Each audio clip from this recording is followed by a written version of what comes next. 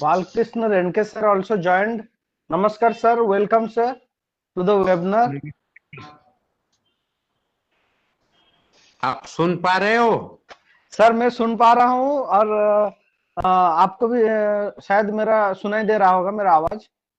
Yes yes. हाँ sir नमस्कार and welcome. हाँ स्वागत, आपको बहुत बहुत स्वागत वेबिनार को। Thank you. बालकृष्ण सर जो कि डीनोटिफाइड का कमीशन ऑफ डीनोटिफाइड का चेयरमैन थे, तो फर्स्ट चेयरमैन। सो कल बालकृष्ण सर को, रेंके सर को हम लोग सुनेंगे। Thank you sir for joining today with us. Thank you.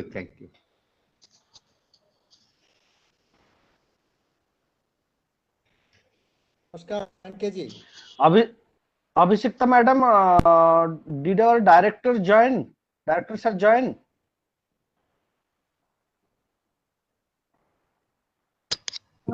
Not yet. Okay. Oh, I'm so sorry, Sarijin. Oh my God.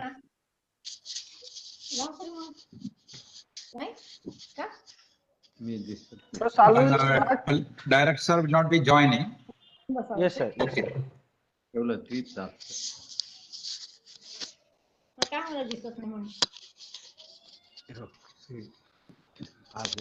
Okay, so shall we start sir? Now right exactly I think 6. Shashikumar sir, hello. Yes, you can start now. Yes sir.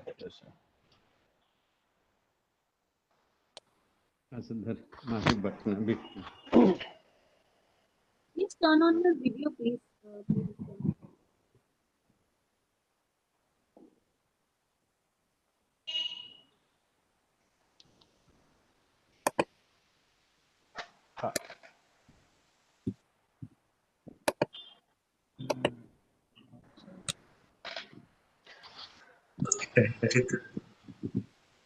तो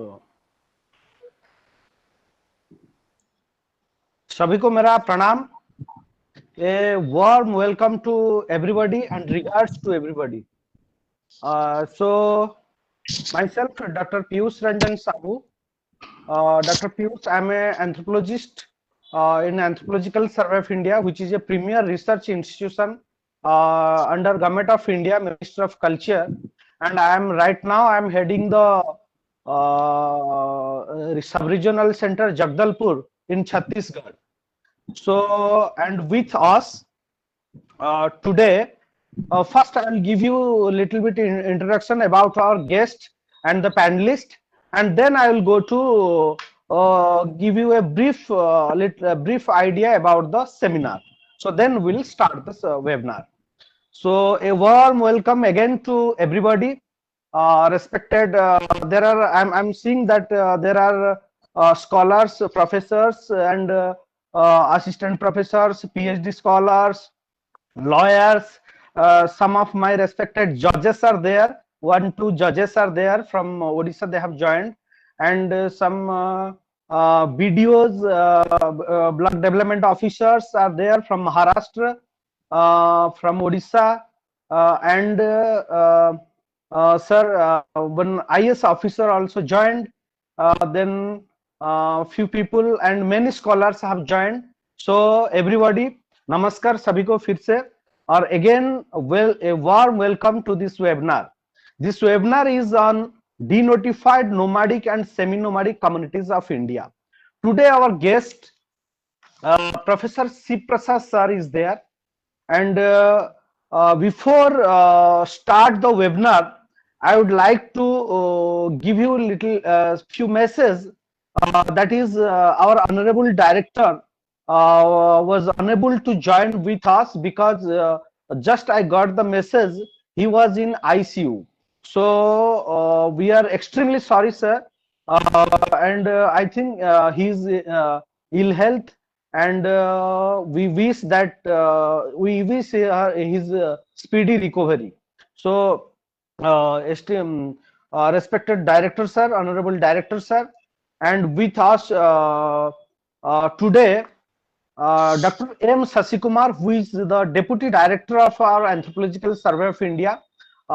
He will be speaking on the theme and or the idea of this study which Anthropological Survey of India is conducting on denotified nomadic and semi-nomadic communities. And then today with us Dr. Umesh Kumar, who is the Senior Ecologist of our Anthropological Survey of India. He will be speaking on this denotified nomadic and semi-nomadic communities. And the special guest today, Professor R. Siprasad sir. Just I'll give you give little brief about him. That Dr. R. Siprasad sir is currently honorary professor in the Center for Digital Learning, Training and Resource, University Hyderabad. He was formerly professor of anthropology, head of the Department of Anthropology, Hyderabad University, and also he was the in charge head Department of Education and Science, University of Hyderabad. He did his PhD in anthropology from Bangalore, from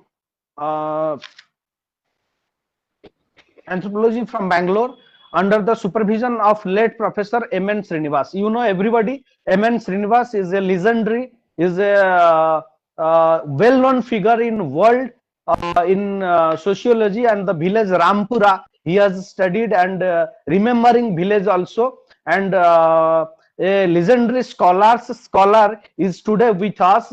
He is none other than Siv Prasad sir. Welcome sir, namaskar sir to this webinar.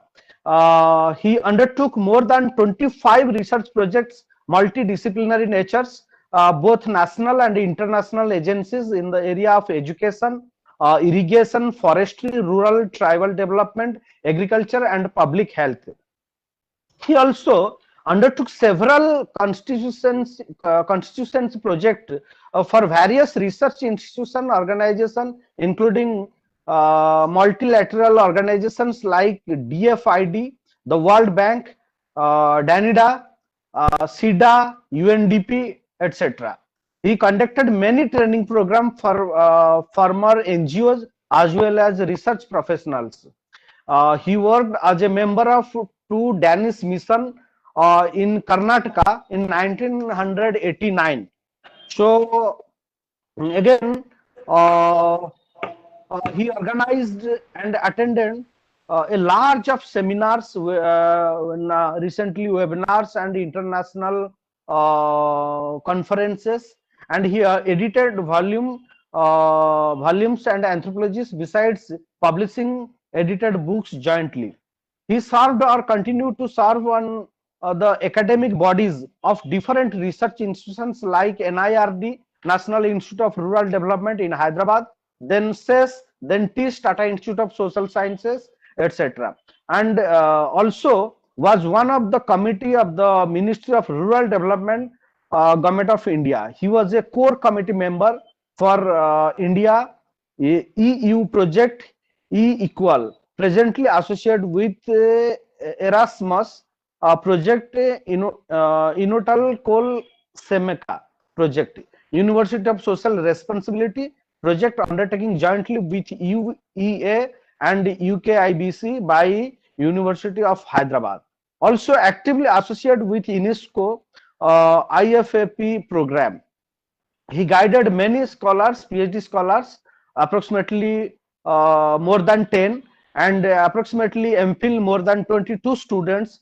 Currently, few PhD students are continuing the work under his supervision. And he has done, his very well-known figure in anthropology as well as in social science in India. So he has also done very good work among the on the denotified nomadic and semi-nomadic communities of India. That's why today our director, honorable director, Professor Vinay Kumar Srivastav, and our team, Anthropological Survey of India, thought that he is the befitting person for this webinar, and he has done enormous work among these communities, the tribal communities, the suppressed groups, those who are below poverty line, and for the people, those who are suffering for the in India. So thank you, sir, and we are extremely happy today you are with us, and we will proceed, and the program will be like this. After me, Dr. M. Sasikumar will present, and then I will invite you, Siprasad sir, and then Dr. Umesh Kumar will conclude the session. So this session will be like this. Again, I welcome everybody, all the head of offices, Dr. Mithun Sikdar from Mysore, and respected Ratna Madam, Dr. Ratna Madam from Nagpur, Dr. Harshavardhan sir from Dehradun, Dr. Goluk Madam, Goluk Rosina Madam from our that is Northeast Regional Center, that is Shillong, and from Andaman and Nicobar, Dr. Khatua sir, and from head office, all my colleagues and head of offices, thank you for joining with us. Now I will give little bit concept note about our today's seminar.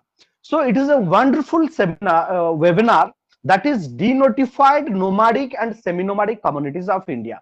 First, we would like to I would like to just 2-3 minutes give you some idea about the denotified communities. What is denotified communities?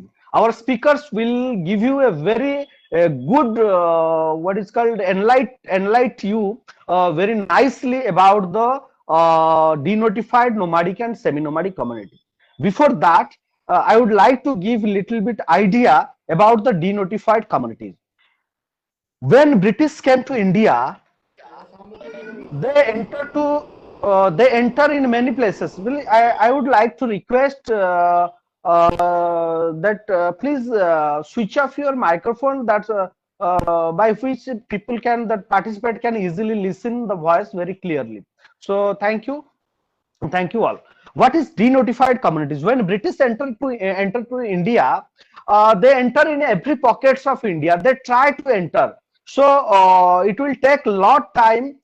It was take lot time, and meanwhile, some people oppose them in the rural areas, in the tribal areas. Some people oppose them. Some community oppose them. So they planned in such a way that they thought that if you will put these people in a jail, and if you will give them a tagline of criminality, then we can easily handle these people, and we can keep these people before the bar. So that's why in the 1871, the people, the Britishers planned that during the British regime, due to specific administrative as well as law and order reason, some communities, like some tribes, were notified as being born criminal. So by the British government, under a series of laws, starting with Criminal Tribes Act 1871. From 1871, they started this law that is called Criminal Tribe Act 1871. They gave a tag to these people, those who are fought against the British, to enter into this their respective lands. So after that, after the independence, this act was repealed in 1952. There was a Renkeji will tell about this, and Idateji also will tell about this. Our honorable director also will tell about this. Then how there will be a big fight. There are so many freedom fighters, so many social activists were participated in this fight. And in 1952, the communities were denotified, and the story will be told by Renke sir. Then in the Solapur, how our former prime minister has joined, and again he caught the thread and declared that denotified. Then from denotified, it was notified by the British and then denotified by the government of India in 1952. Then this group, those who were in the tagline of criminality, tagline of the criminal tribe, then in 1952 they were denotified by our Prime Minister. Hence the name denotified exists in this context, and the denotified communities or tribes were enlisted under different folds. What happened then again? These denotified communities, they were in different states. So this tribe, what state government done? They folded them in ST communities, SC communities, OBC communities, and DNT, denotified tribe, then nomadic tribe. Pardon, please switch off your mic, please. I would like to request Madam Abhishekta, Madam, please switch up the those who are speaking in between the program webinar. Please take care of this. So, because we are distract due to this type of interfere. So sorry. So again, in many states there are people, those who are tribes. They are in the tribal ST forum, and again there are people, the criminal tribe. People are criminal tribe, but they are denotified, now called denotified community. That's why in all over India, this type of communities are fighting against their right, and they are saying that we were the tribe and now we are in different folds, in SC fold, in OBC fold, in general fold. So this type of folds in this in different states. In Maharashtra, NT fold, DNTs fold. So these people, these tribes are, and now still also the criminality is existing few in few areas, because recently we have studied, and about this study our deputy director Dr. M. Sasikumar will focus on this, that how we have started this project, how we have studied on these people, and this is a brainchild of our Honorable Director, Professor Vinay Kumar Srivastav. So he has done a lot for this people, and due to him only, the Anthropological Survey of India has done this beautiful work for this people, those who are in the below poverty line and those who are suffering a lot. So with these few lines, I will stop, and again I will hand it this virtual dais to our deputy director Dr. M. Sasikumar. Dr. M. Sasikumar, he was a very good researcher. He was before in Ceylon, then transferred to Andaman and Nicobar, and then to head office Kolkata, and he has a very good research work among the Sentinelese, among the Sompen, among the Northeast people, and very interesting thing is that those who are very good position in Anthropological Survey of India, they are very good researchers, like our director, Honorable Director Professor Vinay Kumar Srivastav. He is the highest post in the director post, and he is a very good researcher, not only in India, in world. So thank you, and again I would like to request respected Dr. M. Sasikumar to take this virtual dais. So thank you, and welcome sir to this virtual dais. He will focus on this project and on these communities. So thank you. Sir, welcome to the virtual dais, sir.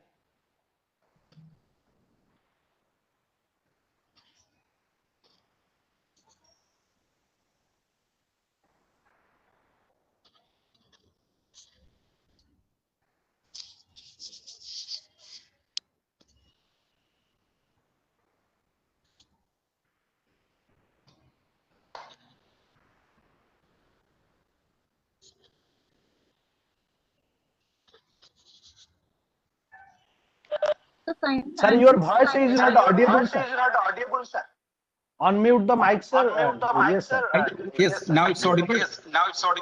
Yes, sir, Yeah. audible. Yes, sir. Yes, now it's. A very good evening to all of you. Why it is coming? The echo is coming. A very good evening to all of you. And my namaskar to Shiva Prasad sir and Balkrishna Renge sir and all other participants. Today in this webinar, it is supposed to be spoke by our Honorable Director. The introductory speech is supposed to be given by our Director, but due to his ill health, he could not make it. So he requested me to be present here and to talk in this occasion. But schedule, I am supposed to speak the last day, that is on the 4th January. And this is this responsibility came on me in the last minute on a short notice. So compared to our director in terms of scholarship and his communicative abilities, in his oratory skills, I am in no way comparable to him. But the responsibility to fill the gap is on me. And I will speak something about this, but it will be not in a very organized manner. Thanks, Dr. Piyush, for taking this initiative under the banner of International School of Anthropology to holding a webinar series on denotified nomadic and semi-nomadic communities of India. In the year 1918 and 1919, Anthropological Survey of India have undertaken a national project. It is the study of denotified, nomadic, and semi-nomadic communities. We have decided to choose that theme mainly because we know that there are two reports in front of us. That is the two reports of the two national commissions, which have been prepared in a gap of around 10 years. We all know that there was the first commission was appointed, actually it was in the year 2003, but it could not work. But once the Balakrishna DNT sir became the chairman of the commission, they have taken a lot of initiative, lot of work, and the report is in front of the in public domain. And so is the second commission. It is under the chairmanship of Bikuramji Idate sir, and the commission was appointed in 2015, and that report is also in the public domain. And I request all the participants that to be present tomorrow, and both these chairmen, that is Renge sir as well as Idate sir, they will be addressing us tomorrow in this platform. So that will be a wonderful occasion for all of you to be to listen to them, to know more about these communities and the work done by them. So basically, these two commissions, they have done a tremendous work in this field, and they listed out all these communities. But the problem is that in spite of all these gigantic volumes in front of us, what we basically lack is the real anthropological information on these communities.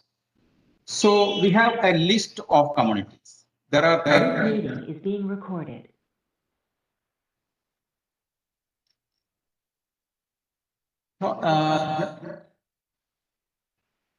hello.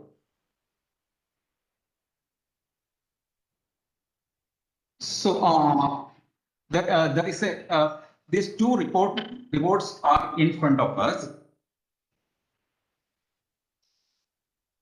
There is some disturbance in between. Piyush, is it all right? I'm getting some sort of Yes, sir. Yes, sir. It's all right. It's going on. okay. So these in spite of the fact that there are a lot of literature on these communities in front of us, and these two commissions reports are also there. What really lacking? The real anthropological information on these communities.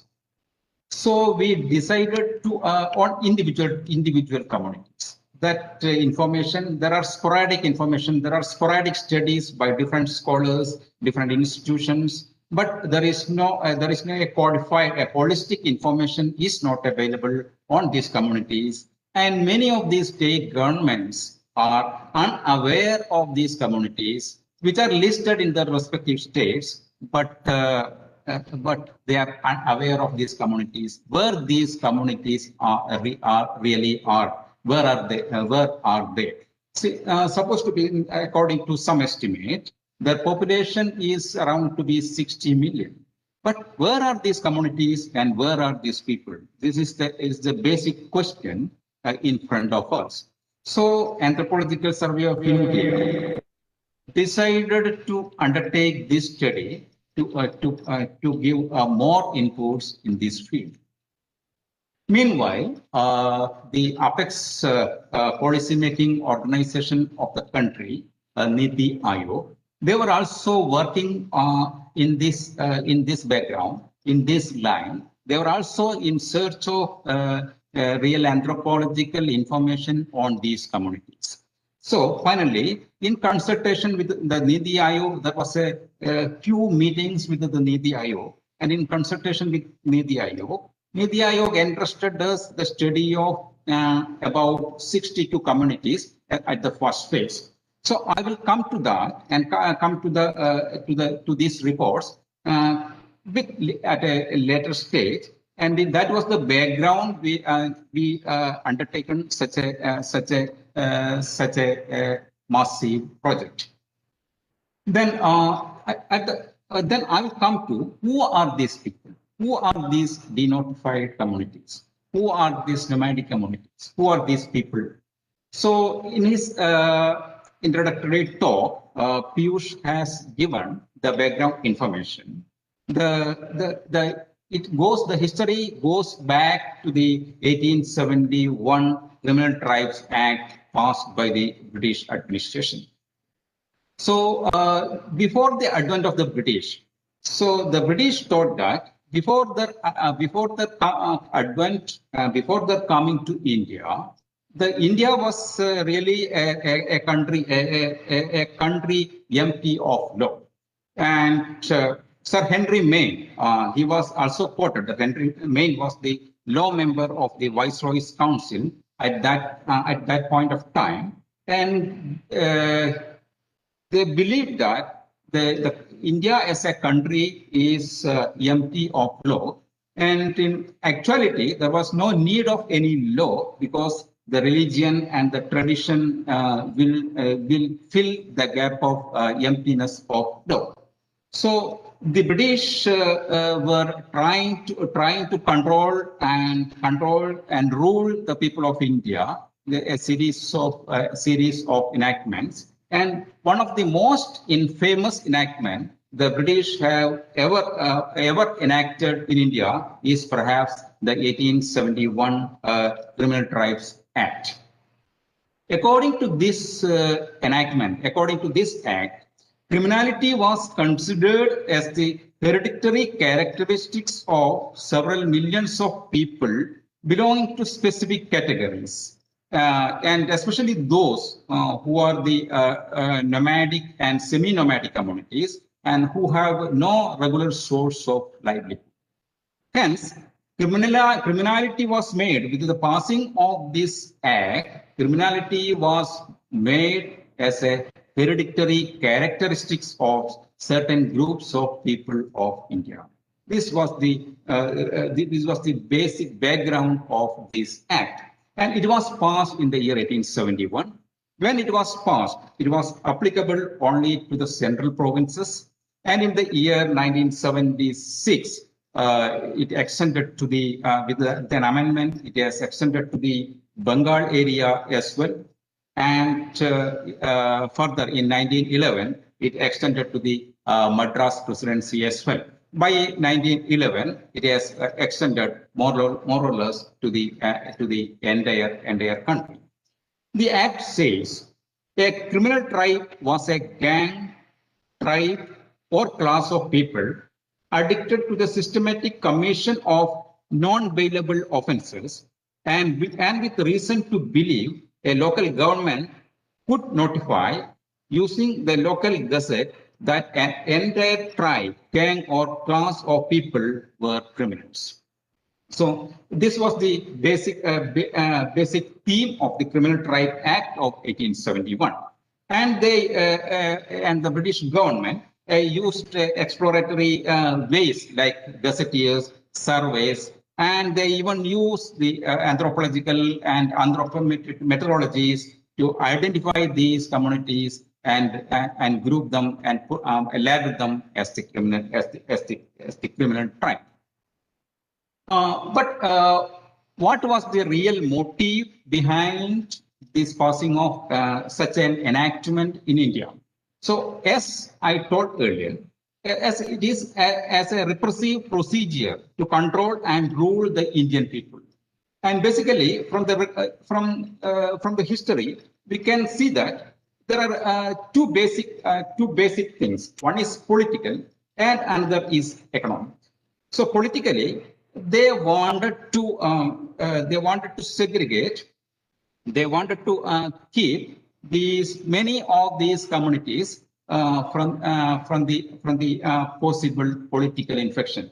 So in many parts of the country, many tribal groups were in revolt with the different local administrative mechanisms. For example, Ponds and Sabors in Kondmal area of Orissa, Gons, Marias and Morias of Bastar region, and the tribes of Chotanagpur region like Munda, Oraon, Ho, Sandas of Sandal Pargana, and in different parts of the country, and different groups were in revolt against the different policies and different policies implemented by the British government. So they really wanted to quarantine these people from the possible political infection. That may be the one reason which prompted them to pass such an enactment. And another thing is really economic. And many of these communities, like Koravas, Korachas, Yerugulas, in the Madras presidency area, they were traders, basically the traders of salt and grains, and they collect it from the coastal regions, and they will take it using the animals to the interior areas of the region, and they were basically a nomadic groups engaging in such activities. So the British, with the expansion of the railways in this area, there is a little scope for this, and they wanted to cultivate another type of business in this field. So this is another factor. This might be another factor to control and to control the economic aspects of the nomadic and semi-nomadic communities, and to control them and label them as by labeling them as criminal tribe. And the question is, are they real? These communities, are they really criminal? Whether it is before the enactment of this Criminal Tribes Act of 1871. So as a preamble, as a prelude to this act, there was an act in British. That is, there was another act which was in the act in force in the British. That was in practice in in Britain as the Habitual Criminal Act. It was called the Habitual Criminal Act. That is they have taken clue from this act. And in Indian situation, we know that here it is everything is on the basis of the caste-oriented system, and the notion of heredity applied to it, and thus the Criminal Tribes Act, the criminality became the hereditary nature of the several millions of people belonging to these categories. And these people, the British labeled as criminal by the law, whether it is a real criminal. And there are different schools of thought. Some really believe that it is just a colonial construct and a myth created by the British. There was no criminality attached to its such communities. But there are some other school of thought. Yes, there are few communities they involve in such such acts, but in such acts basically because of the environmental and social reasons. This the social elites they were keeping them away from their livelihood activities, and they have no other alternative but to involve in such activities. But it was not in the large scale, and all these communities labeled them, listed them as criminal tribe, were not having such criminal background. So it was their exclusion, and those who support such a view see that exclusion in the context of livelihood by the upper class structure of the society made them to involve in such activities. H.O. Hume, we know H.O. Hume, who is A.O. Hume. He in 1885 said that basically this creation of criminal tribes were basically, it is a creation of the brutal attitude of the police department of that time. So they were made as criminal, a creation of brutal police activities of that movement.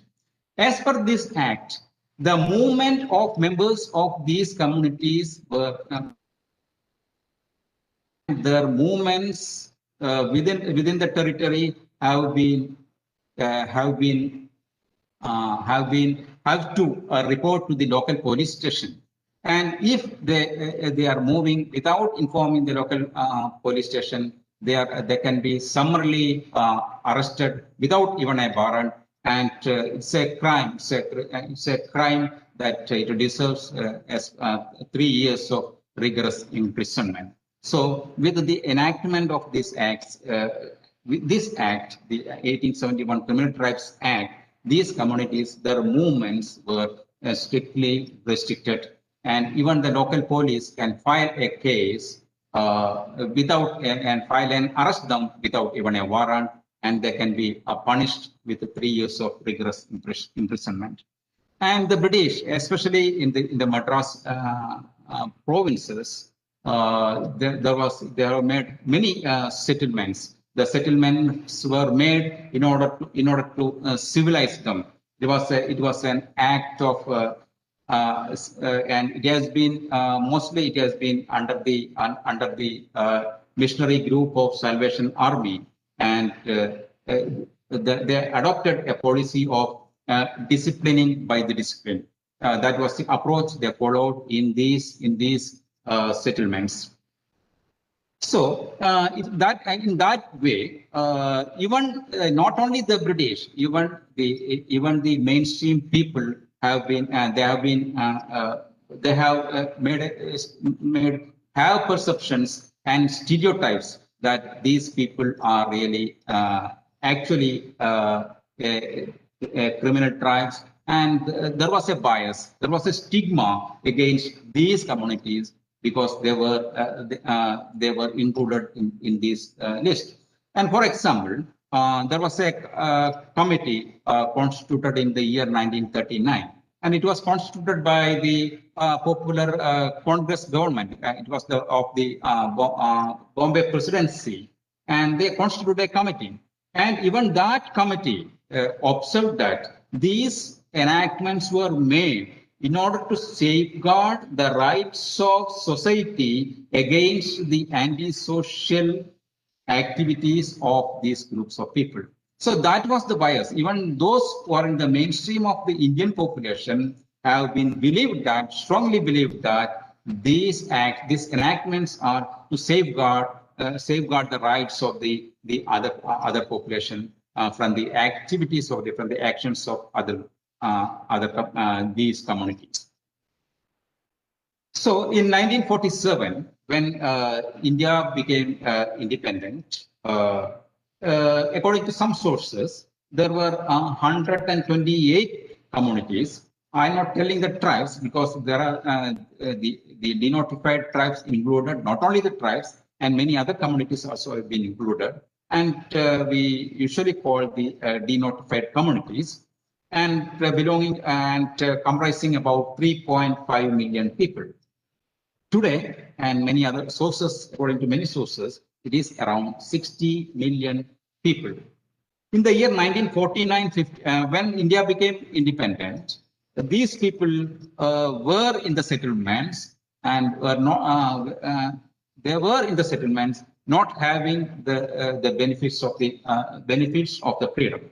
And in 1949-50, a committee has been constituted by the government of India. It is called the Criminal Tribes Act Inquiry Committee, and popularly known as Iyengar Committee. Based on the recommendations of this Iyengar Committee opined that nowhere in the world there is an act like this, Criminal Tribes Act. Nowhere in the world they could see. And according to as per the recommendation of the Criminal Tribes Act Inquiry Committee, that is the Iyengar Committee, finally it has been decided to repeal the act, and the act was repealed in the year 1952. And in the place of this Criminal Tribe Act, a series of Habitual Offenders Act came into existence. And that was in the year 1952 was the actual year of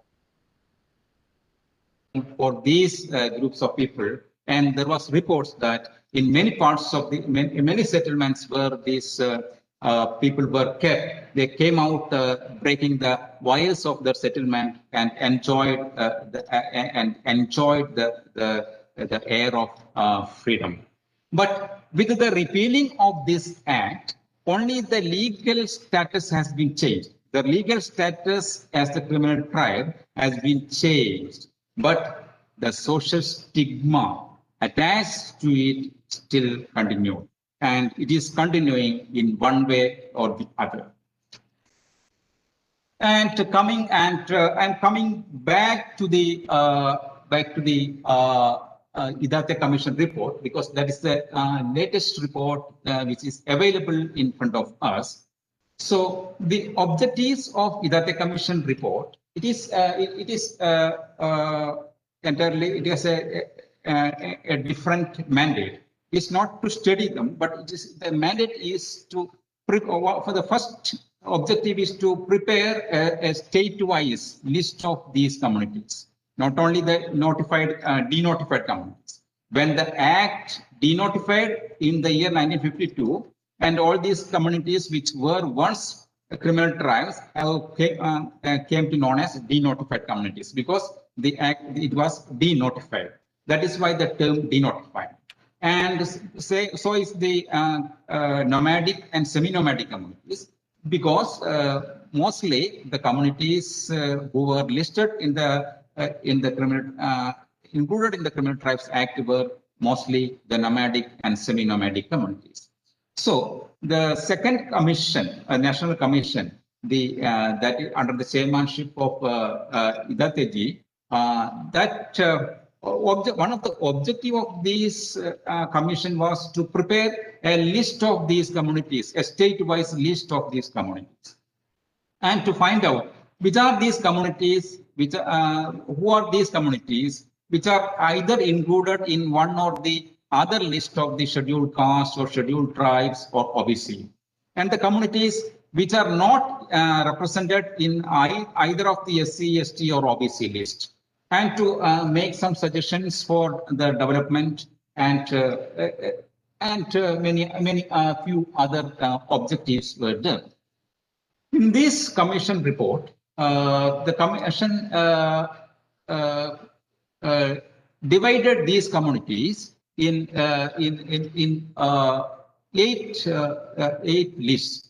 It is listed as one is the confirmed list of denotified communities in the commission report, and the second is the additional list of denotified communities, and the C is the communities yet to be validated. This is the three, and same way in the nomadic communities, confirmed list and additional list, and the list yet to be validated. And in the case of semi-nomadic communities, on the first two listing is the communities confirmed list and additional list. And as part of our study, the Nidhi Ayog have given us the study of firstly the 62 communities which came in the list 1C and 2C. 1C is the denotified communities which are to be validated, and 2C is the nomadic communities which are to be validated. Accordingly, we have studied 62 communities as part of our research project. And besides that, there are 269 communities. That is, 94 of them are, I'm talking about in terms of the commission report, 94 denotified communities who are not included in any of the list, either in the SC list or ST list or OBC list, and 173 nomadic communities who are not represented anywhere in these lists, and 2 semi-nomadic communities. Altogether, 269 communities whose they were not included either of the SC, ST or OBC list. That is to be studied separately. And Nidhi Ayog have asked us, and the first set of communities we have already been studied, and around 50 communities we have been studied, and 12 communities are remaining. And because of the pandemic situation, we could not make it. And in this next phase, we are going to study, Anthropological Survey of India is going to study these 269 communities. Basically, the information, the commission report, it says that what was the source of these listings? See, many of these communities, we don't have any source to suggest these are the confirmed communities in the list, because this information is scattered here and there. And the basic, the source which the commission depended on is, one is the 1931 census, and another is the Iyengar committee report, that is the 1949-50 reports, and different the sources of different state governments and different caste organizations, and the inquiry by the committee itself, commission itself. But of course, there are a lot of limitations for the commission to make a field level inquiry on this. It's a vast area. It's a several communities are there, and these are the listing, and these are the source of information. And the real question is,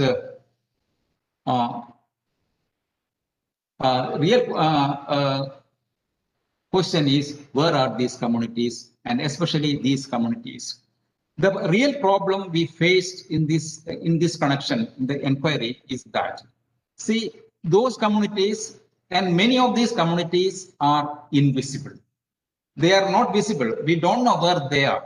Especially those communities who are not listed in either SC or ST or OBC list. To identify these communities is a Herculean task. And many of these communities,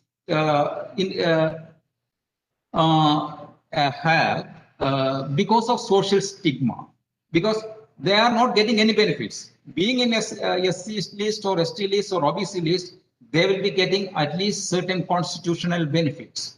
So, but these communities who are not enlisted in any of these communities, they are not getting any constitutional benefits. At the same time, they have been haunted by the social stigma, the stigma of the label of criminality. So, most of these communities have hiding their real identity. And these state government authorities, the state apparatus, are not in a position to say, and they are also not aware of these communities. And identifying these communities is a major challenge, is one of the big challenges in front of us.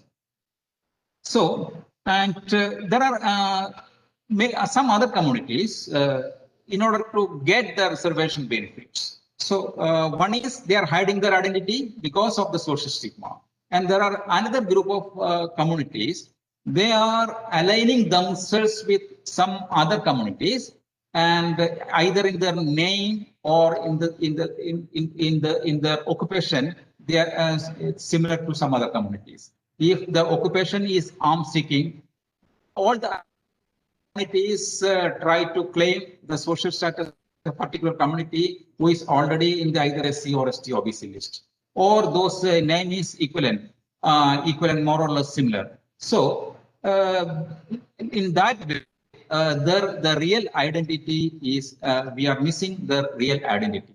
This created the real problem in finding out these communities.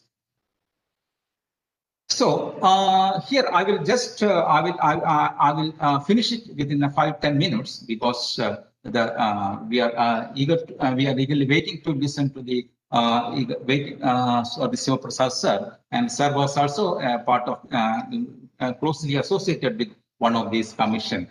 So as part of this inquiry, I will just mention about our effort, the effort I personally made, and as well as my team members made in identifying the three situations, which all the three situations are from Andhra Pradesh. And I, as a principal investigator, I was also part of it. I was strictly observing, following up the team in the field, and I also have been in the field. I will just mention about the efforts we made in identifying some of these communities, because three different situations I will make, and one is about Pompari, and second is about Irani, and the third is about Sakala Budburike and Saguna Pachalo. These three situations I will briefly make, and then I will conclude, and we will go to the next speaker. So one of the community in Andhra, which they were in the non-category, they are not either, they're in the non-category, is Pompari. So the effort we have made, we have, before going to the field, our team and I myself was part of it. We have a discussion with the different agencies, different scholars working in this field, and we were not going with them, and we were reading a lot of secondary literature to collect as far as the secondary information readily available, which will help us to reach the communities. One community which we could not identify is Pompari. Before we go into the field, myself and even my colleagues and most of these research scholars, they were from those who have worked in Andhra Pradesh, were from either from Andhra University or from the Hyderabad. This meeting is being recorded.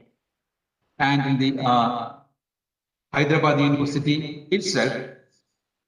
So they have talked with the teachers, and they have talked with the teachers like Shiva Prasad sir, who have already worked in this field. And we have those who have earlier worked in, like Malli Gandhi, we have contacted them, and many researchers and scholars, we contacted them. And in one occasion, we have gone to this Institute of Development Studies in Hyderabad, where there was a particular book releasing function. There was a function of book release written on these denotified communities, where we could meet several of these scholars, including Kancha Elaya and Professor Virginius Kaka, and many other scholars who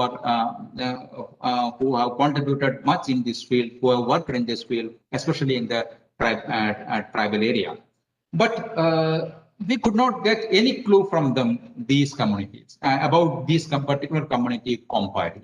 Then we have gone to the tribal research institutes, and we have gone to the different tribal welfare, different agencies, tribal welfare officers, different agencies, mandal officers, taluk officers. We could not get any clue about this. But in one case, we got a clue that this somewhere it is written Reddiga/Kepumari. Then we were in search of finding out whether Kepumari and Kompari is one and the same. Our search was in that way. And we were visited at least 50 settlement areas, including slums, in search of these communities. But our journey started from the railway station. Some people have informed us that there is a there is not the Hyderabad railway station, Lingam. There is a railway station there. I forgot the name of that railway station. There is a slum area. There are some communities. We started our journey from there. We have visited them, but we could not. So that there are communities, there are denotified communities, but it is not Kompari or Kepmari. Then, based on the information we received from different sources, we have visited many places. Visakhapatnam, we have visited Visakhapatnam, Ongkol, Warangal, and we reached even Srikakulam, and from Srikakulam to Nellore, and from Nellore to Kuppam, all these areas. And we conducted, since some of these communities are still having some background of involving in some petty thefts and pickpocketing. Some of them are involved, and we conducted even these police personnel at the different levels. Not only the police stations at the different levels we conducted, but our effort was even we visited the Reddige community. We could identify Reddige settlements. We could identify them, but they are all told we are Reddiga, but there is no connection with Kepmari or Kompari. So finally, we could not identify the community Kompari. And we got some information from Nellore that there is an advocate who used to appear for these Kompari people in the court. So with a lot of effort, we got his phone number, and he said, after a lot of discussions, I finally agreed to meet him, and we got a chance to meet him also. But finally reaching in Nellore and Kuppam, we came to know that it is not Kompari, it is some other tribe. So this is the effort we have made to identify these communities. Those communities which are in the non-list is very difficult to identify. And another interesting case is that of Irani. So we know that there is a community in Hyderabad, Irani. We thought that Irani and this Irani listed in this denotified communities list is one and the same community. And we had two resourceful scholars, two girls from Hyderabad University. I thought that since they are from Hyderabad University, it will be easier for them to study a community in Hyderabad city. So we recruited them and we involved them in the study of the Irani community, two junior research fellows, and they visited the Irani community in Hyderabad. But the picture we got there is entirely a different picture we got there, the Irani community. Because there is a community Irani, but they are a very flourished community. They are they have a lot of a chain of hotels business in Hyderabad. And the moment our investigators tell that we are talking about the denotified communities, when they talk about the background of the Criminal Tribes Act and all that, by the time they really get irritated, because they will say, we are not that people. We are a different set of people. We were never part of this Criminal Tribes Act and such things. It was true also that community is entirely different. But the scholars were they pursued their inquiry, and finally, and they through different agencies, especially with the help of the police personnel and all that, they could identify the community, and they were I forget the name of the area. They could find that there is a group of people, and they're involved in some sort of petty thefts and pickpocketing, especially in the local trains and this type of activity. They are still involved, but the people, the police department said you cannot go there alone. If you are coming, if you are going there, you should go there with the an escort of police personnel. So otherwise, we will not allow you to go there to do any work. But it was then they discussed with us. It was not agreed to us. Our anthropological methodology do not allow for such an inquiry, and we thought that. So now, for the time being, we will postpone the study of the Irani community, that we will take up at a later stage, involving more people, and they shifted to other communities called Mudiraj. They completed their study. So it's entirely different picture we are getting. And the third is the community which I wanted to mention here is one is Sagala Budburke and another is Saguna Pachadu. And there are many communities in Andhra Pradesh. In the earlier records, they will mention them about this as beggars and all that. But I refrain myself from using such terms, but I prefer to say that they are the arm seekers. Because I have a specific reason to say that they are arm seekers, not beggars. Because, for example, you see the Saguna Pachalu. And with a lot of difficulty, we identified these two groups, Sagala Budburke and Saguna Pachalu. And both of them are arms seeking. But the method of arms seeking is entirely different. Now, when we were going in search of this Kombari community, when we reached Srikakulam, and we were accompanied by the community members of Redige as well.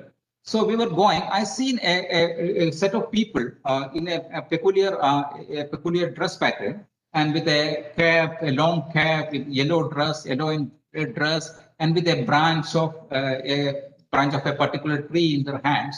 So I asked them to stop, and I just interacted with them with the help of my Telugu knowing people with me. So then I requested them and then from the interaction I came to know that they are Kombu Dasarai, a community like that, Kombu Dasarai, I think. So Kombu Desare, I think the name is exactly like that. So then I requested them to whether I would take a photograph of you. Then he was telling, I have no problem in taking they are also another community and an arms seeking community. While going for their arms seeking, a peculiar dress pattern they wear, and as well as this branch, they will always carry with them. That is why the Kombu means branch. That is why it's known as Kombu Desari. So they were telling, you can take the photos, but don't publish it in the social media, WhatsApp or Facebook. Don't put it. So then we inquired about it. Then he was telling he is studying for his degree course. So he is from another district. So he don't want to disclose his real identity because it will give in his group, it will give in his a different altogether because stigma is attached to it. So he don't want to disclose his identity among his friends and the known people. So that is why he is coming from a different district for this traditional arms seeking job into a different area. So that was the stigma, that was sort of stigma attached to these communities. So coming to this Saguna Pachalu, this Saguna Pachalu, in the early records, they have been mentioned that they are beggars and all that, but it's not beggars. Why I'm telling is arms seeking. So arms seeking community. they used to go for alms seeking not in the daytime. They will start by around 2:30. Before 3 o'clock, they will start. And it's a peculiar dress pattern. There is a drum, a small drum in their hands, and there is a pot, and the peculiar dress pattern, and a randle, a lamp, a peculiar lamp, a long stick with them, and a carry bags to collect whatever the grains and money they have been collecting. They start before 3 o'clock, and they'll be returning by 6, before 6 o'clock, before daybreak, they will return. So if it is a sort of begging, who will be ready to give them anything? So the people are entertaining them. When they reach their village, they will know that a Sagana Pachalu is there in their village. The drum is for that to make them to come out of the sleep, and this peculiar nature of drum and dress and the sound, all these things are there. So another community is Sagala Budbudke. Sagala Budbudke is the way of alms seeking is different, and especially the ladies will go for alms seeking with some sort of idol in their head, and they seek their alms in a different particular way. But when we approach the local people, for them, all these communities are one and the same, because as per the records, because Sagala Budbudke is not listed in either SC or ST or OBC, and same is the Sagana Pachalu, they are not also listed anywhere. But in order to get the benefits of some benefits of reservation, they claim themselves as in the official records, their community's name is Budabukala. So Budabukala is a community in the OBC list, and there is an entirely different community called Budabukala. But this Sagala Budbudke and Sagana Pachalu is two different communities. They are endogamous groups, but their traditional profession is more or less same, but not exactly the same, but alms seeking. But the way of method of alms seeking is different. And the Sagala Budbudke even involved in the piggery as well in the recent years. And they also engaged in sort of the rag picking. Rag picking has become the main occupation of many of them in recent times. So what I want to say is that these communities around 269, which we are going to study in the next phase, as per the request advice of the Niti Aayog, it will be giving us a different set of problems, because it will be a Herculean task. It will be extremely difficult to identify these communities, because most of these groups, especially because of the social stigma attached with the label of criminality, is either hiding or migrating to a different identities. To identify them will be a very difficult task. So I will stop now here, because our next speaker is ready to speak, and with these observations, I will stop it here now. Thank you very much, and Piyush, for giving me the opportunity. Thank you very much.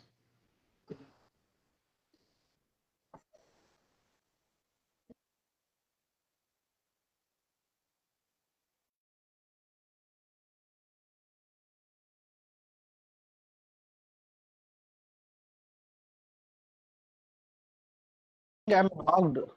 Huh. Thank you. Thank you, Sasikumar sir. Sasikumar sir has enlightened you all about these communities and how we have been working among these communities.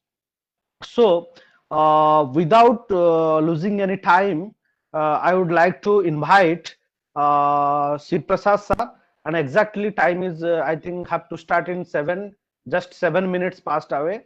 So, thank you, Sasikumar sir.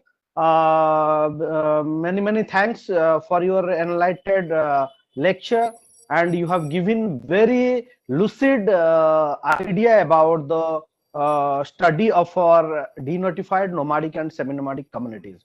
So Now I would like to request Professor R. Siprasad sir. Sir, most welcome. Now you will listen from Siprasad sir. Sir, please unmute your mic.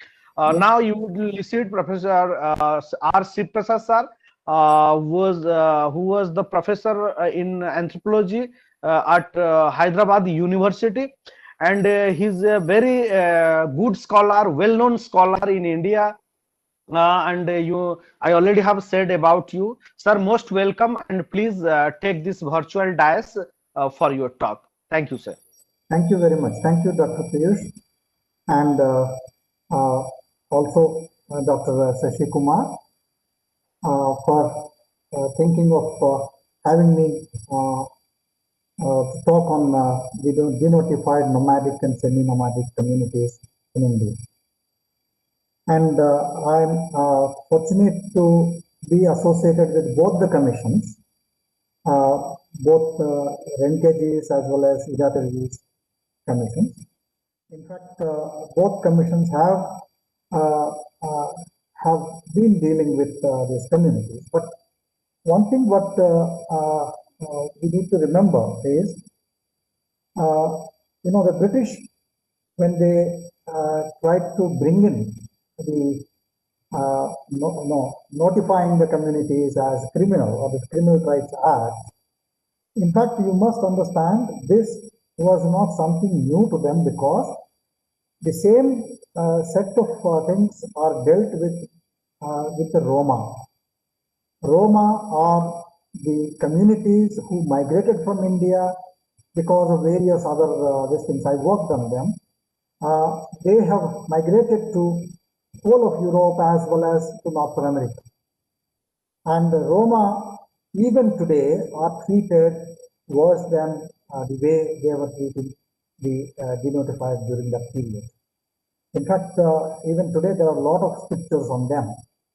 But Roma are basically agreed upon. Now it's confirmed, both linguistically and otherwise, they are a stock from India. And most of them have similar kind of occupations or similar kinds of pursuits. And like the bear dancers, monkey dancers, there are peripatetic kind of other things, as well as artisans and other kind of activities. So it is not something surprising what the British have done, because many of these communities were involved in the first war of independence, or what is called by them as Sepoy Mutiny. And in order to, actually to isolate them, because they wanted the famous policy of divide and rule, they have segregated many of these communities under this act. And till that time, what you find is these communities were part and parcel of the larger social mosaic. This we must understand, because what they have done is the communities which were highly integrated with the entire socio-economic system or cultural system was completely destroyed. In other words, they have dissected all these relationships and saw to it each community is pitted against the other. That is, the other, peasant or other kind of communities and others have also started thinking that these are bad communities. They were, in fact, there is nothing like alms-seeking or beggars. In fact, this is a part of a tradition that we have.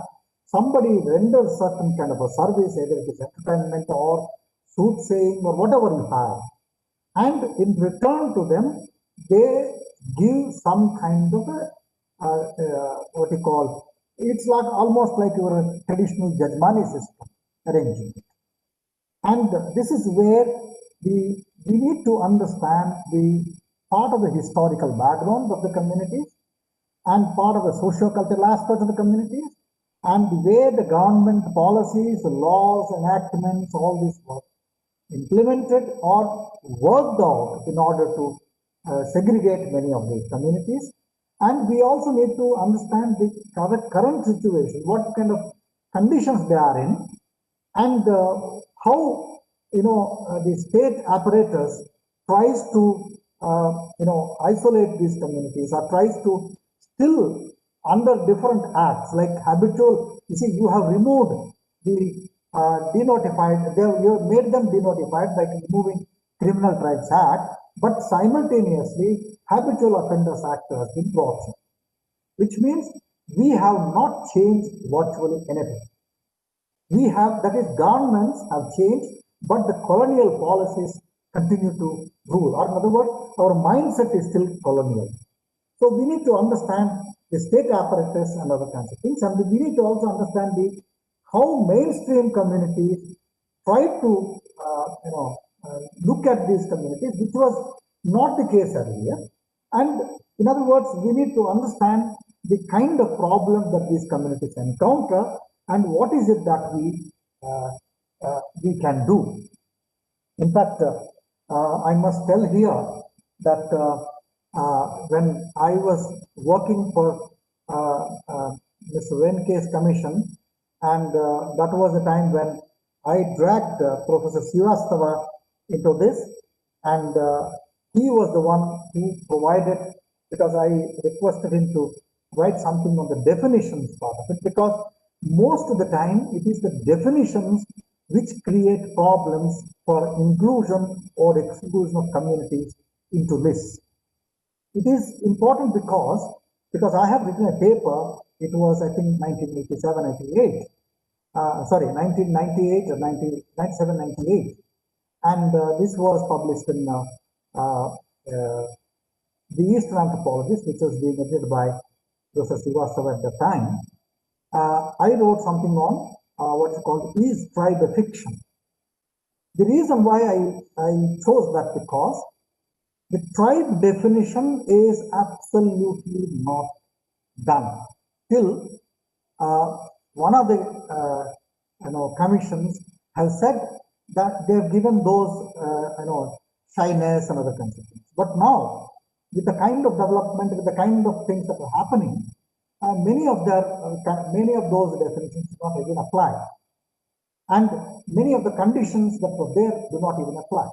Or in other words, many of the loopholes in the definitions have made some of the even politicians of us try to include many of these communities into scheduled tribes, like the famous case of Gujars of Rajasthan.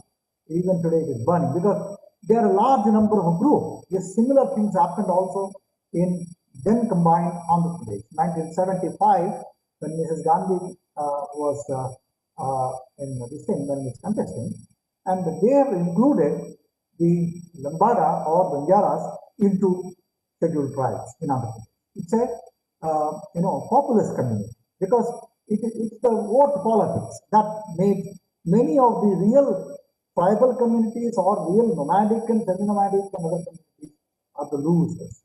So in other words, what we need to understand here is why many of these communities are today, even today with all these kinds of development that are taking place, are languishing in that kind of a condition.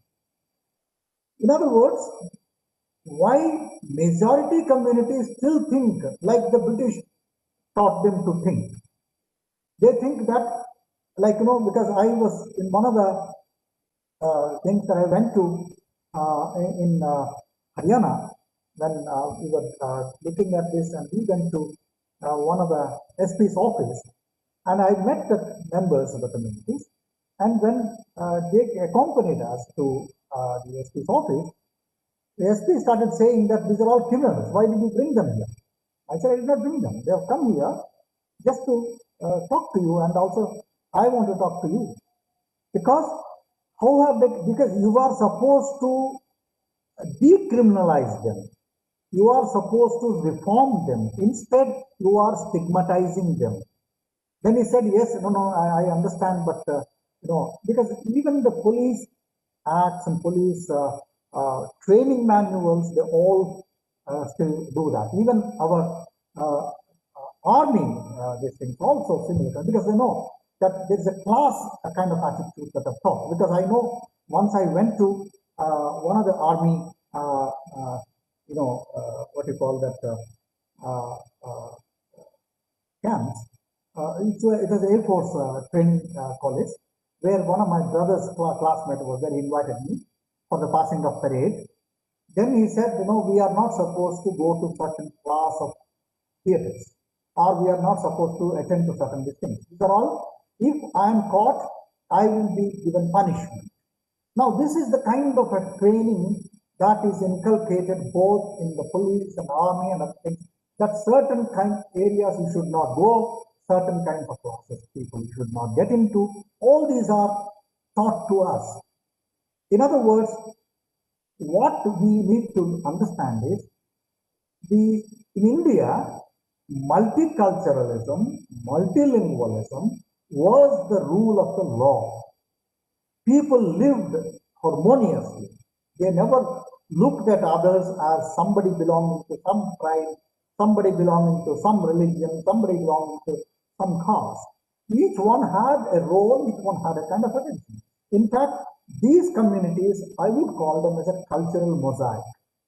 And they are a cultural mosaic because if you really look at the variety of cultural aspects that you find, whether they are art or the paintings or the sculpting or even storytelling, all these are part of that. So many of the communities, because there are, you must understand that there are either peripatetic and non-peripatetic.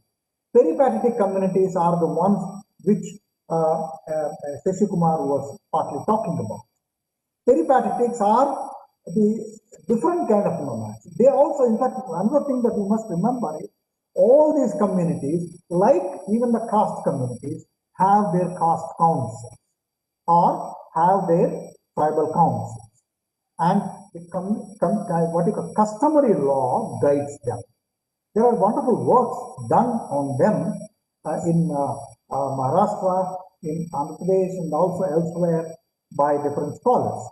And I don't want to get into all of them, but what I wanted to tell you here is that there are a number of ways in which they are regulated. In fact, you find many of these communities have a kind of a route that they follow. This is actually folk.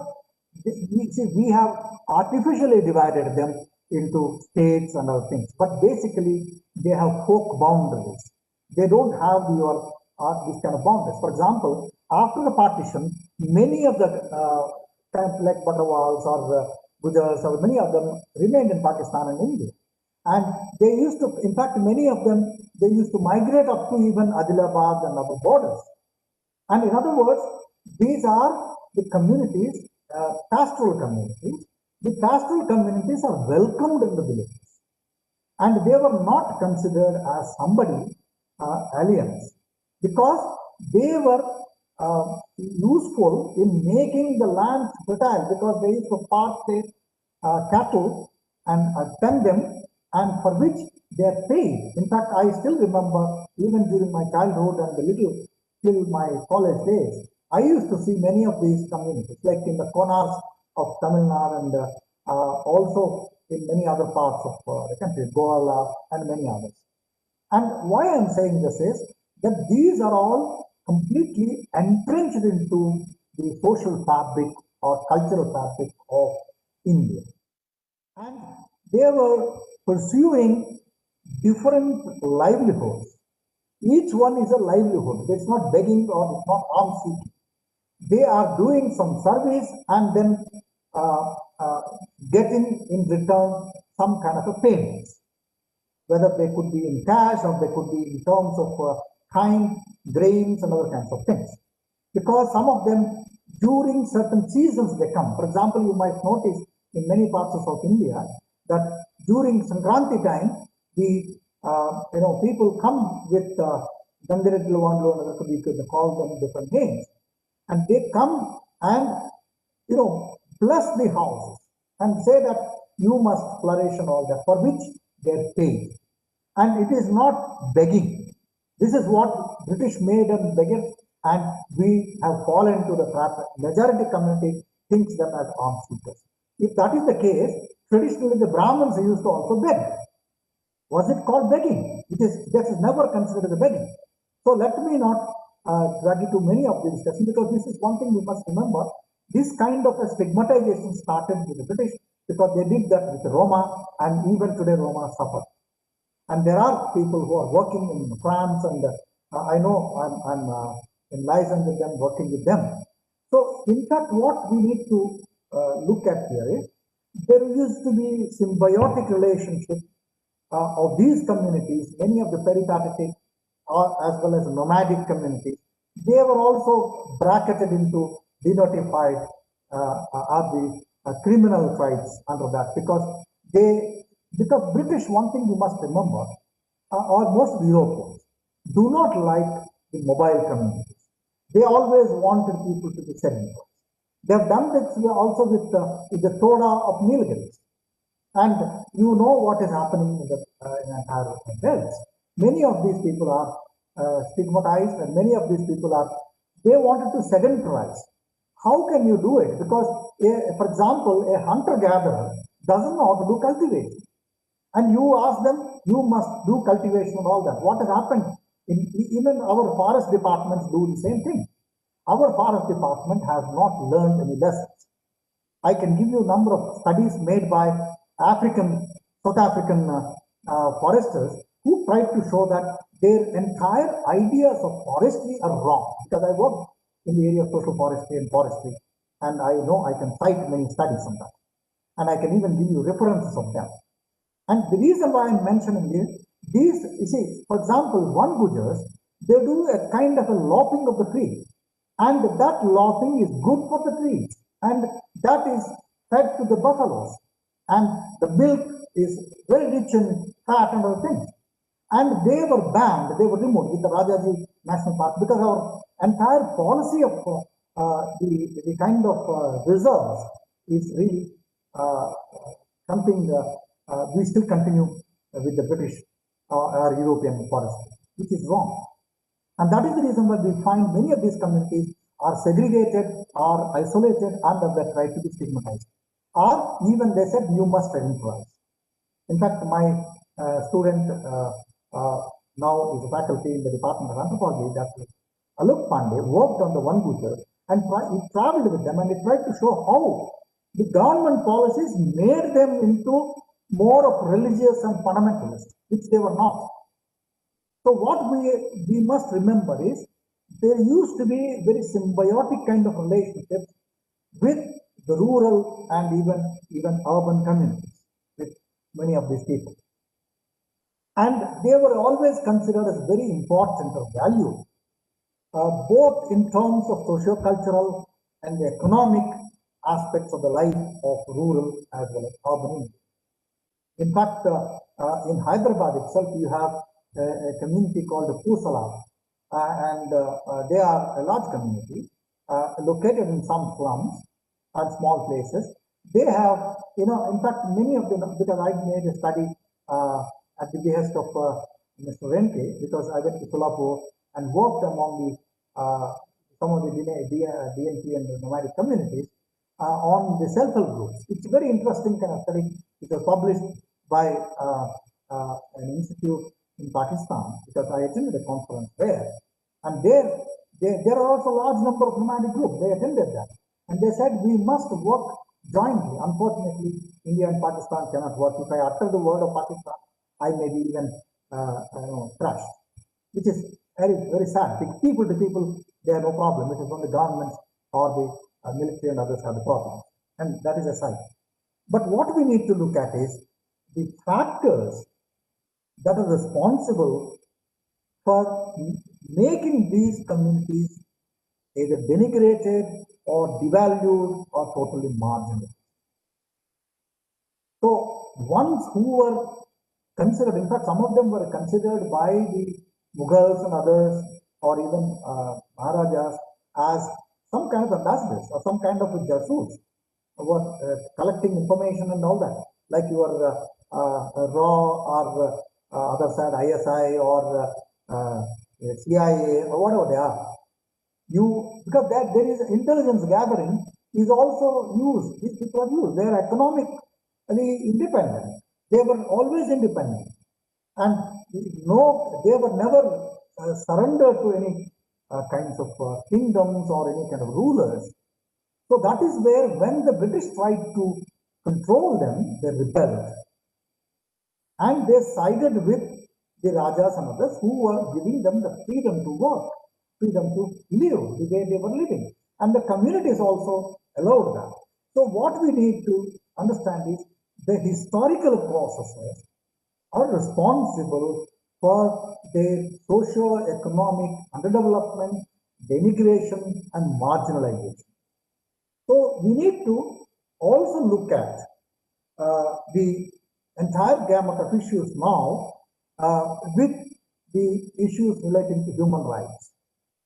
Because there are a lot of human rights violations perpetuated on these communities by the state machinery as well as by the society at large.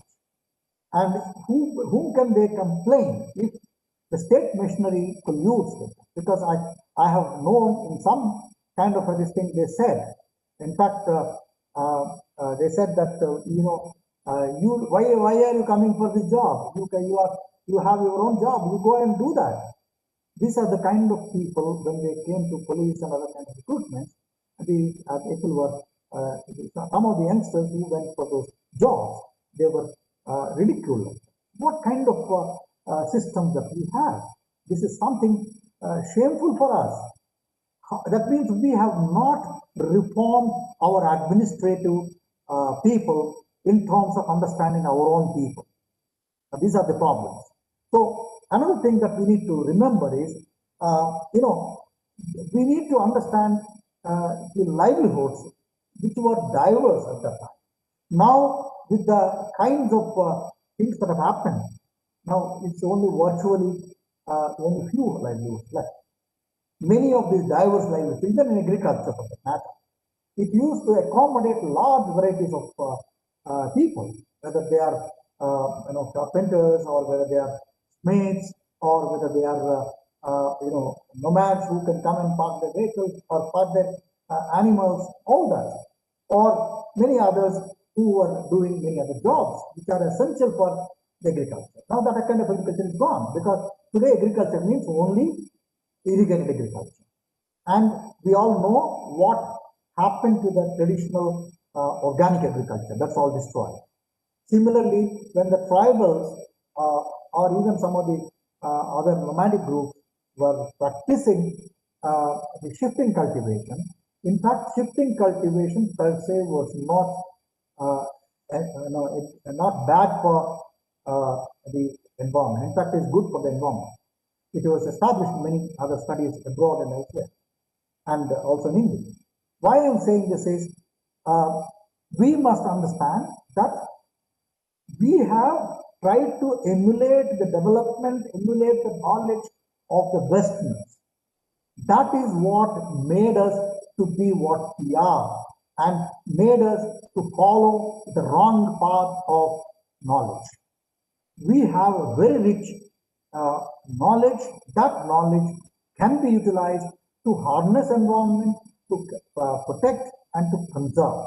And this is what we learn from the knowledge systems of these communities, whether they are peripatetic or nomadic or semi-nomadic communities.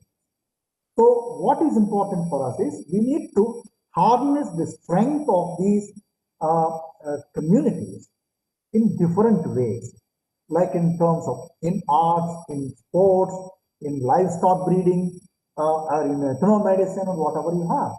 In fact, it is important because if you look at the Konas or look at many of the traditional,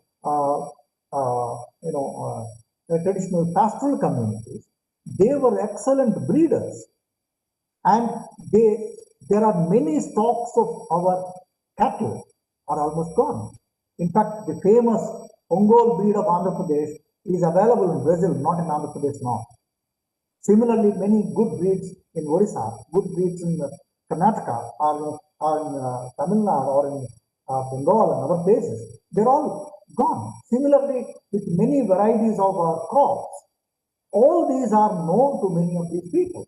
I think we can enrich ourselves by trapping that knowledge. I'm not saying that knowledge is something static. Knowledge is dynamic. But at the same time, if they are still continuing with some of these practices, I think they have still that knowledge alive in them. That knowledge can be harnessed. We need to collect that. In fact, I know earlier, Ancillary Self India worked on indigenous or local knowledge systems. That I think we need to combine all these into these projects. And in fact, as I mentioned already, I don't want to get into many of these aspects. The kind of act that came in 1872 and before 1952 repealing of this act. In fact, there are Mumbai and Madras presidency have also had 1949. There are acts which have their precursors to this act. In other words, we must understand that nationalistic spirit has made many of them to think or rethink on the way these communities are treated, and that is how the way the repelling has happened. But unfortunately, as I mentioned, that the kind of later part of Habitual Offenders Act is nullified what has happened. Even today, we still have in different forms of this. Unfortunately, so what the British only did run those schools, segregating the children from the parents. They wanted to, different cognitive kind of theories, nothing that brought in. They have done that, but many of the schools functioned till late 60s and 70s in another place. But they stopped that, and they tried to amalgamate them into the larger scheme of communities. But we still have not accepted them as part of us. We still have certain kind of way we identify. If for example, if there is a dacoity has happened, immediately they will arrest somebody from these communities, because otherwise our mic fellows and the camera fellows will be after these people. What happened? Why you are not caught anybody? The police, they want to have an easy escape. They will put these people. And in fact, I have a number of cases which we did not know, because the constraints of the reporting, we did not put them. But the crux of that, we did try and do it. The reason why I'm saying this is many of these communities were, in the name of sedentarization, their resources were taken over. Many of them are forest dwellers. Many of them are other, nomadic groups from the plains to the forest areas. And peripatetic communities is a different story altogether. And they are much more affected, because all their livelihoods, when they are gone, they became more beggars, in quote unquote beggars, because in our common parlance of the British idea that will come. Today we talk in those kind of things. Arms seeking. It's not arms seeking. Why should they seek arms? Why should they be beggars? They are not. We have pushed them to that. And this is what we must understand. And so what has happened was, the British, with the forest laws that they have brought in, they have made the forest dwellers as illegal occupants, or they are considered as trespassers, including some of the pastoral nomadic communities who were residing inside the forest. And in fact, if you want to get into studying, like what I think Shashi Kumar was mentioning, police said, if you want to go there, you must allow us to accompany, otherwise we will not let you go. This is exactly true even in the forest areas. When somebody wants to work in the forest area, if it is especially notified forest area or reserved forest area, or it is a part of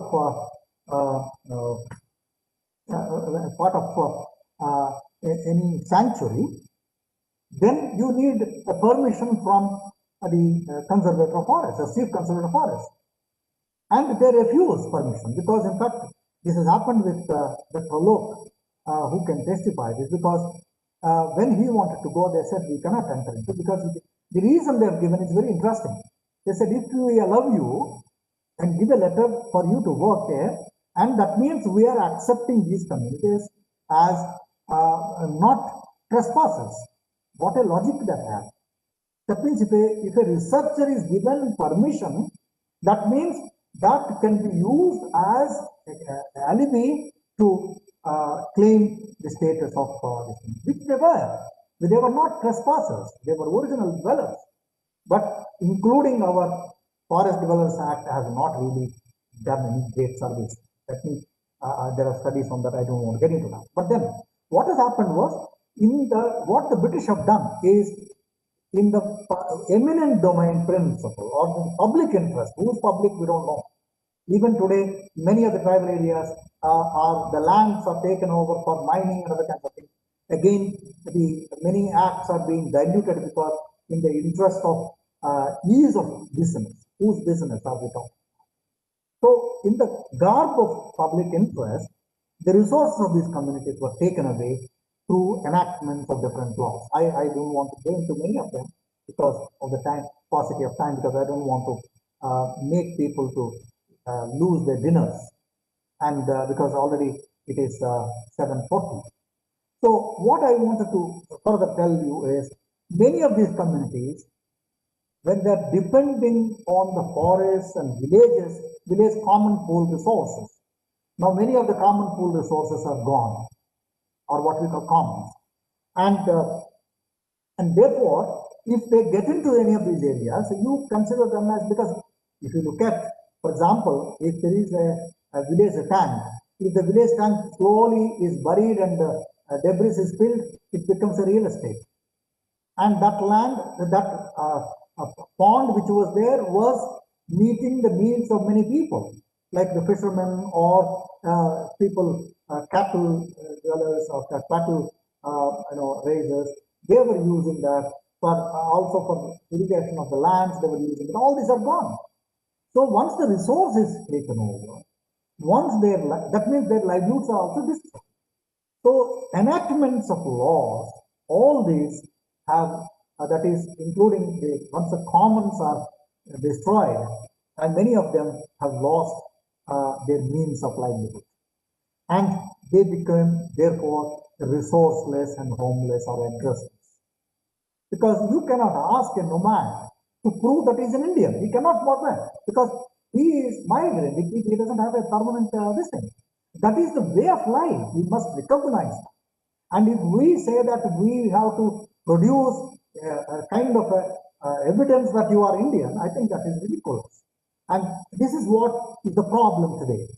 And these communities have continuously been haunted, or I would also say they are hunted since the British. And situation, I don't think even any better, even today. Except that many of them, if their votes matter, if they are large number, they are counted. Otherwise, they are smaller groups, they are absolutely eliminated or discounted. And many of them are stigmatized, because the stigmatization is one way of controlling people. We must remember this. You must, the moment they are stigmatized, then they other communities control them. Other communities try to do whatever way they want to use the labor. In fact, British have used free labor of these communities by criminalizing them. And the moment you remove all the livelihoods, what source they have to survive? You may say that they are resorting to criminalization. You are responsible for making them to become criminals. It is the state, it is the people, it is the government which are responsible. I think we must understand this.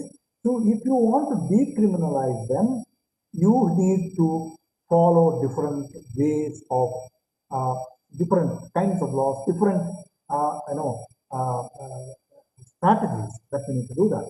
So I don't want to get into many of the commissions and committees that were constituted to review the SC, ST, and OBC communities, and all of them, they are, at least most of them have suggested that you need a separate kind of, I would say that we try to put that, and in fact, we wanted a separate schedule for them because they under SC, they don't really benefit because their kind of livelihood, their kind of problems, their kind of economic districts are different. And same is the case with the nomadic tribes. Same is the case with semi-nomadic tribes. Therefore, putting them under SC, ST, OBC really does not benefit them, has not benefited them. That's what our many studies have pointed out. So that is where we must also think in terms of what alternative strategies we can think, what different sets of policies that we need to have. Even if, you see, I don't want to get into history when this suggestion was made to create a separate schedule, which is possible for the constitution, for the parliament to do it, which they have done for many other cases. They could have done even for this. It is not that we are apportioning separately or removing those benefits for others. If you remove that much of people, they come into here. And there are many ways it can be worked out. If there is a will, there is a way. I think that's what we must remember. And one thing we must remember is that these are a large, I would call them, as I said, they are a cultural mosaic. And they represent the wide spectrum of cultural as well as socio-economic kind of ventures. In fact, each one of them have their own economic strategies, their own economic kind of understanding, and they don't cut into others. And in other words, you must understand the variations amongst them, the variations in terms of knowledge, in terms of livelihood, in terms of socio-cultural aspects are important. And in fact, when we wanted to include originally the customary institutions or customary modes of dispute resolution, I did write a separate chapter on that, but then later people said that it may be unnecessarily controversial, so you can remove it. That is really anthropological to look at it. And because when you submit a report to the government should accept it. And if the government has its own interests, the government has its own problems. So that is where we removed that. In fact, I remember Professor Vinay was asking me, Shiva, why don't you revise it slightly? We'll publish it in our journals. I could have done that, but then I didn't complete that. It is still there with me. Maybe I'll do it one day. And what is important for us to understand is most of the policies of the government have not addressed the basic problems that are being encountered by these communities. And because the problems that are encountered by these communities are distinctly different from the so-called mainstream communities. Many of the laws, many of the enactments are still continued. And the laws pertaining to forest, I think we need to forest laws, wildlife acts, animal keeping, and etc. Because if somebody, a monkey, a person who raises monkeys, who raises bhalus and others, they are the ones. They are not. There are wildlife. There are acts. In fact, we have more friends for the animals than the human beings. Who would say under this act, this is violation of the animal rights, they should be taken out. In fact, they are the ones who protect the animals. It is wrong to presume that if the animal dies, this fellow's livelihood is gone. In fact, I don't know whether you still remember, some of you, in Odisha, there was a bear was taken away from the bear dancer, saying that he's illegally keeping the animal, and that animal was taken to, I think, Nandankanan Zoo, and there the animal refused to eat for almost 4 or 5 days. And the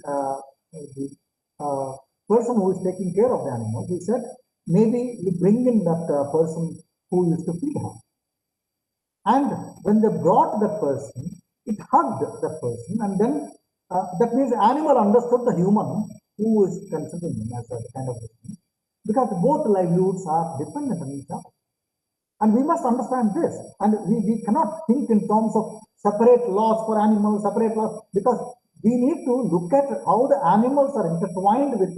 If tomorrow, if you say you cannot raise a cattle, because we have brought in a cattle law where you are ill-treating the cattle. This is ridiculous, because animals are, you see, if somebody is very inhuman in terms of treatment, that is a different matter. But we need to look at these things, because some of the people I'm willing to argue with them to any extent on this aspect. And why this is important? Because the laws pertaining to forests, laws pertaining to wildlife, animal keeping, all these have deprived the basic needs of and the livelihoods of these communities. And many of them are divorced from their livelihood earning resources. Nobody will cut a tree on which one is sitting. It is like the famous Kalidasa story. It doesn't happen. Because if I am cutting the branch on which I am sitting, the branch is gone, I am gone. Nobody does that. So in case of DNTs, they still suffer the stigma and still face harassment from the law enforcing machinery and even of the government. And in fact, what we need to remember is, I'll just sum it up in another 5 minutes and then be done with it, because I'm conscious of the time of others. So quite a few of them are today are included in diverse community or diverse categories. And as I said, many of them do not benefit. In fact, some of them say that we include us among the scheduled tribes. In fact, they can be included in the scheduled tribes, or they can be included in SCs or STs or OBCs. But what benefit do they get? In fact, if you include a community which is more populous, like the Gujars and others, what STs can get? STs don't get anything. Even if you include them under the STs, the real ST communities are not even benefiting. So how can these people also further benefit? We need to look at, in fact, any commission that is put for SC, ST or OBC commissions should look at the conditions of the communities and which are the dominating communities who are siphoning off the benefit. I think we need to look at that clearly. And if somebody says that creamy layer kind of thing, which is bad and all that, well, you are not doing creamy layer for outside. You are doing within the category. The communities that are suppressed or denigrated, they need to benefit. Always, I cannot say I only will benefit, my children will benefit, my grandchildren will benefit. That is absolutely wrong. I think we need to have a rethink on many of these things. I am not suggesting that you take them out of the community. You keep them within the communities, but try and work out strategies or policies in such a way that we can help many of these people who are still in worse conditions, and that we need to look at in terms of education, in terms of the conditions. And we must also look at, because our education models are absolutely wrong. If we want to have an education model for these communities, the kind of understandings of paid surroundings are things that we need to build that into curriculum. There's no point in talking about certain things which they can't even fathom. And we need to bring in certain kind of things that they can relate themselves, so that they understand things, they slowly graduate into much more larger mainstream community. And in other words, what we need to do is we need to establish their identity as distinct. as at the same time give them the right to live, give them the dignity to live, give them the right to practice the kind of thing that they have, as every community has its own dignity, its own right to do things. And before I conclude, I wanted to say a couple of things in order to say as a way out. First thing is, we must think in terms of alternative models of decentralized development.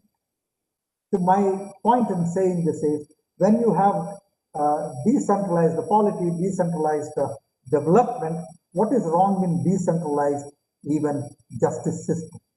Because your dominant justice system doesn't apply to many of the tribal and other communities. In fact, I remember when they tried to in Andhra Pradesh, when they tried to get the High Court, when they wanted the CRPC to be applied to the tribal areas, myself and of course Mishra, we wrote a letter to both the Chief Justice of Andhra Pradesh as well as Chief Justice of India. I said, because earlier that you must give some credit to the British, because they said the magistrate, they should understand the local distinct. They are never put into general this thing, because if you apply CRPC, many of the things that the tribal communities do, they become criminal. Their marriage practices and many other things have become criminal, which is wrong. They have their own systems of practices. I think we must understand that. That is where, why can't we even decentralize the justice system? It doesn't mean you codify all the tribal laws and that again we are replacing one mistake with another mistake. Each area is distinctly different. They have their own distinct, so therefore you can have a kind of jurisprudence or a kind of ideas tied with the local community. You deal with them. If there are serious kind of things, they were doing it. In fact, in Adilabad area, they have this Rai system. Rai Sabha used to do that. They, in fact, when we studied Rai Sabha, wrote to the district collector, don't intervene into our system. We know how to deal with our people and solve our problem. In fact, local police also suggest some of these people, why are you coming here to go to Rai Sabha and solve? Because they also have enough cases. And instead of centralizing everything, instead of putting everything, that means we are further increasing the burden of cases on courts and many other things. It can be easily resolved. In fact, I have worked with some of the people in law universities, and then they do agree, concur with many of these ideas. And that means we need to think in terms of different patterns of livelihood. We should not think everybody should become a tailor or everybody should get only. Yeah, we have very few models of this alternative kind of thing. I think we need to think differently on this aspect. If we want to give some kind of dignity, give a better way of life for them. And we also need to think, as I said, at different models of education, which can cater to many of these communities. And we need to, in that kind of a model, we need to incorporate or we need to take cognizance of their skills, their knowledge in the respective fields.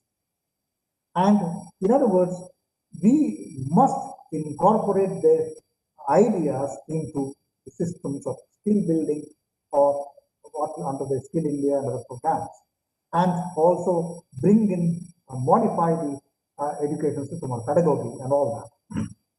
We need to train our teachers also into this. In fact, I keep talking on many of this. I was also partly heading the Department of Education in my university when it was established in the university. But that apart, what my interest in as an anthropologist is to look at many of these dimensions and incorporate it so that we find solutions for the communities at the local level and they flourish at that local level. And last but not least, we must sensitize our law enforcement authorities, forest authorities, and other department personnel with regard to the denotified communities or nomadic communities or semi-nomadic. In fact, we must try to, I don't know whether we have been arguing on this, police training manuals, our training methods need to be restructured in order to take note of the issues of the marginalized communities. And here I would like to stop with this. Thank you very much for patient listening. Thank you.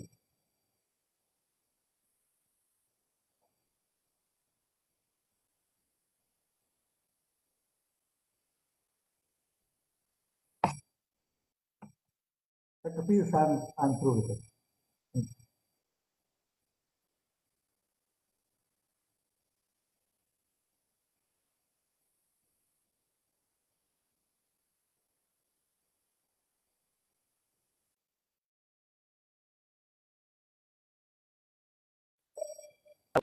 Am I audible?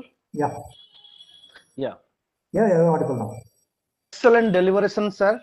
Really, I think all listening, they must understand the situation and the suggestion you have, like 4 points. That is the first. There are so many things you have and suggest for this betterment of these communities. Am I audible? Yeah, Am I you're audible to audible. everybody? You're audible. Yes, yes, yes.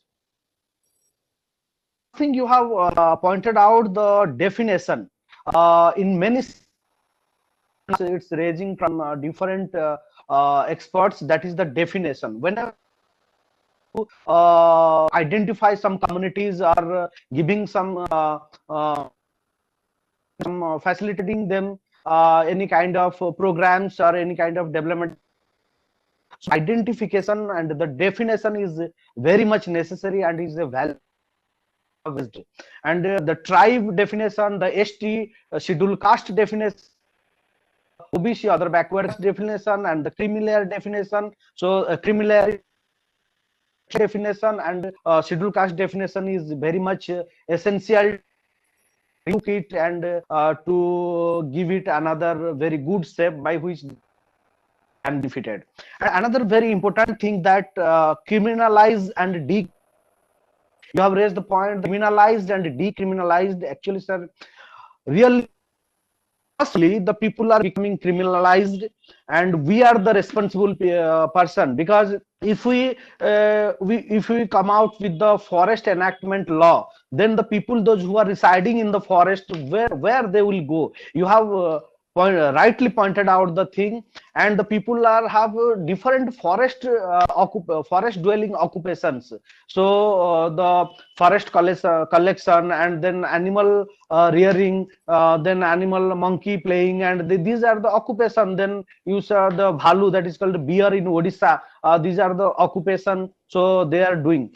What is thing is that whenever one department, that is the enforced department, the forest department, is snatching the bears and monkeys from the hand of these people, this is the snatching their occupation.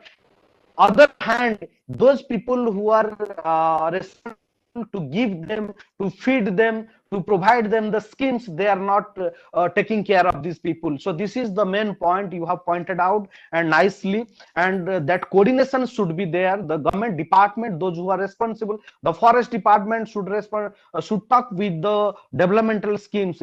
We are seeing that the BSNL is just laying down the lines, and again the PWD department is just snatching, and the PWD department is just digging out the road. So these are the huge loss. So many, this is one example. So huge loss is going on in our country. So this type of coordination is required. And another point you have pointed out, that is the these people are stigmatized. Really, it is we from our experience, recent experience, we have found that the people are still stigmatized. People are calling them thief, chor, dakat, Yes. latera. These words are they are using, and using by these words, the people are demotivating, and really they are not so that's why. And really the people were, these people were only, this is the burning example, sir. You have said that the people were working under a spy, under the kingdom and king, and as a spy, as a raw. So this is the burning example from Maharashtra under the Shivaji regime. Recently, I have visited, and 4 months I have conducted the study among the Ramushi community. So there, the Bahirji Nayak and Umaji Nayak are the best example in Maharashtra. That is, they both are Umaji Nayak from Satara and Bahirji Nayak from Chandgarh area, and that is Kolhapur area. So they were working as a spy. It's a beautiful spy. The skill, how to locate, how to identify the people. They had the beautiful skill. Now everything is going to die. So they are not only snatching. They are doing this beautiful work for the king. So these are the and again you have identified the very interesting thing, that is the SC and ST, that is scheduled caste and scheduled tribe, that is that quota system. So if the people will include again ST, and if some is raising their hand shouting, give them ST, give them again SC, you have raised very valid points, sir. If you will put again and again and again, if I become some now suppose I'm giving my example. If I am a class 1 officer, and my children, if I am getting quota, again my children are getting quota, again their children will get quota, again they will become the IS, then IPS.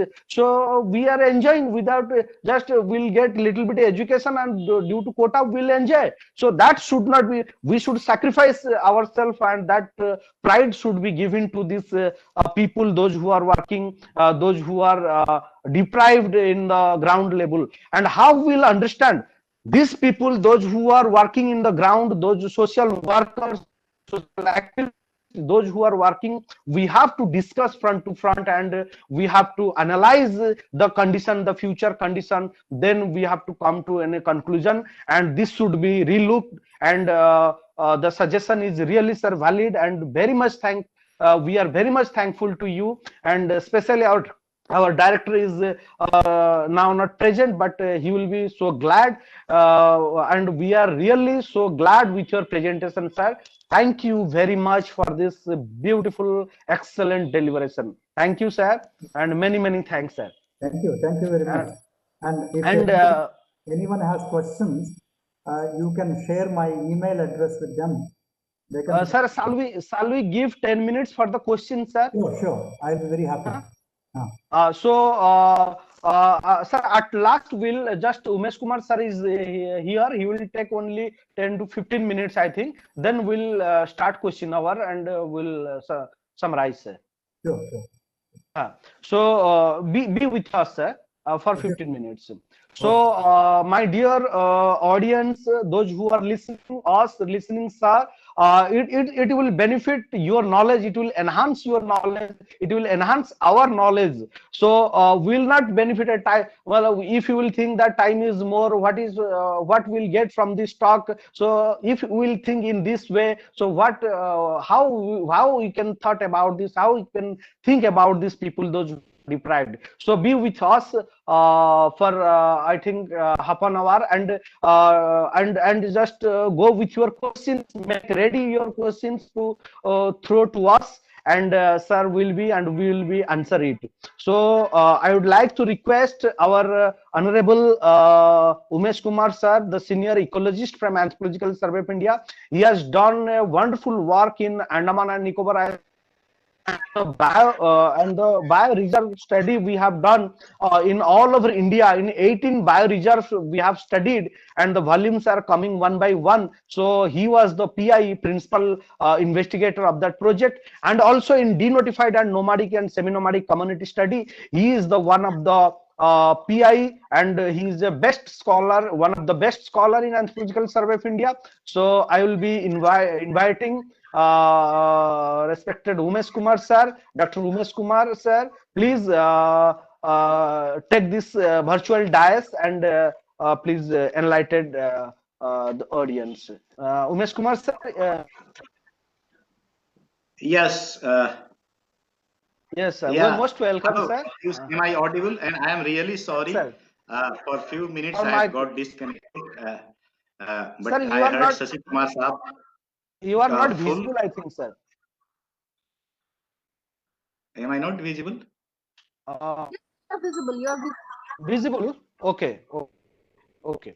Okay. So, sir, Okay, please okay. take the dice, sir. Yeah, so I'm sorry for the After we'll take the questions. Thank you. my regards to Professor R. Siv Prasad, as well as to our director and our deputy director N. Sasi Kumar Saab. Well, I think our honored speaker, Professor R. Siv Prasad, has spoken in detail about the kind of the problem which these communities face, their occupation and other related things. So there is nothing much more to for us or for me to speak. So briefly for 2, 3, 4 minutes, because I think Piyush had made it customary that we have to speak something. So I will detail on those points which are the problems which we face while conducting field work. I will not go okay how this concept of DNT and all has come because it has already been explained. As we know that today in India, around 110 million people belong to denotified tribes, nomadic and semi-nomadic communities altogether. And when we had taken up these studies among the denotified communities, some of the problem which we faced, and I think many of those problems have already been narrated, explained by our speakers. Like Sasi Kumar Saab has said that tracing the community, most of the communities was one of the problems which we faced. Second was that on many communities, very meager information was available. Like we have Masait, then we have the Dhinwara, and many more communities of South. Some of the communities we could not trace because on papers those communities were there, but while we tried to locate those communities, we just could not because those communities were simply, were found there or were not existing.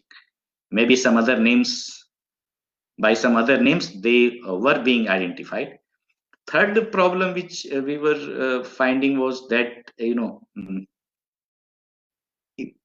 few communities were not identifying themselves before unknown people, and I think one or two communities was explained by Sasi Kumar.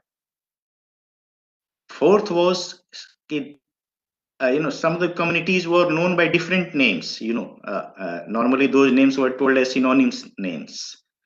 Like while we were conducting fieldwork in Haryana among Ghiwar, this very word Ghiwar was not there. Then we consulted the commission people, we consulted the local DNT office, but we just could not find it. Second was that even by the same name, some other community was existing. Like instead of Ghiwar, they said that it may be the Dhiwar or Dhinwara. But what we found that by Dhinwara name we have another community existing near the Gurgaon area. So this kind of problem we were facing. But when we compared both the communities, we found that these two communities are different. Then another problem was that certain communities, while we were conducting fieldwork, what we found that in the same communities, some of the people they have got reservation, while other people have not been given reservation. For example, when we were conducting fieldwork in Himachal Pradesh among Bhatt, so we found that in Himachal Pradesh, Bhatt community is identified by different names also, like Bhatt, Bhatta, Bhat, and as well as Sarma. In Bhatt community, some of the Bhatt, they had been put under OBC category, while the other Bhatt have not been put. So it was a kind of, again, a problem over there. The people those who had not been included in reservation list, they were demanding for reservation. So this kind of problem, while we were conducting fieldwork, we were coming across. Besides, when we discuss about, when we were conducting field work, we came across what were the basic, or what are the basic problems which those communities are facing. First was, it was the livelihood opportunities. What we found that, if in most of the cases livelihood opportunity was not available in, and if it was available in, then in some of the cases access to those opportunity was not there. So this was a different kind of problem. Second was that there were some communities who were demographically very small in number, so their voices were not being heard by the authority. Like when we were conducting field work again in Himachal Pradesh, among like Bahelia, they were also known by name like Behalia and all. We found that their number is so meager, small, maybe running into few hundreds and all. So on paper, their name was there, but they were unable to put a kind of demand before the authority to have access to the basic facilities, like, which is granted under their civil rights, like, Aadhaar card or the voting card, or some of the facilities which they get through these cards. So these were some of the problems which we find that they are facing. And of course, for those communities which had, occupation where they had to seasonally migrate from one place to other, the education of the children was a big problem in those communities. And besides, we find that, there is a very discrimination, particularly amongst the women and the girl child. So this was another area which we came across. A stigma, our learned speaker has already spoken, and in some of the cases we find that, there is already a police atrocity against those communities, like in case of some, theft in that area. Even if they are not involved, their name is put and they are branded. So this stigmatization, that is causing, a lot of damage to those communities. So these were some of the things which we came across, and I think regarding how it could be overcome, it has been very well explained by Professor R. Shiv Prasad, and in subsequent study, which Anthropological Survey of India would be taking up, we would try to, probe some of these issues more deeply, so that a kind of more strong argument could be built up. With this, I once again thank Professor R. Shiv Prasad, Dr. M. Sasi Kumar, and our revered respected director, Professor Vinay Kumar Srivastava, and of course the organizer of this seminar, webinar, Dr. Piyush Ranjan Saw. Thank you very much. Many thanks, sir, giving us energy and giving energy to all. Thank you, sir, very much for this session. And now I think, I forget two things. That is, welcome to Mitashri Mitra Madam has joined. Welcome, Madam, and Namaskar. And Nilakant Panigrahi sir also, he is from Bilaspur, and Madam is from Raipur. Both have joined. So thank you, Madam, and Namaskar. Welcome to the webinar. So let us discuss about the question, and please, anybody, please ask your question. If is there any question or any doubt, please please ask.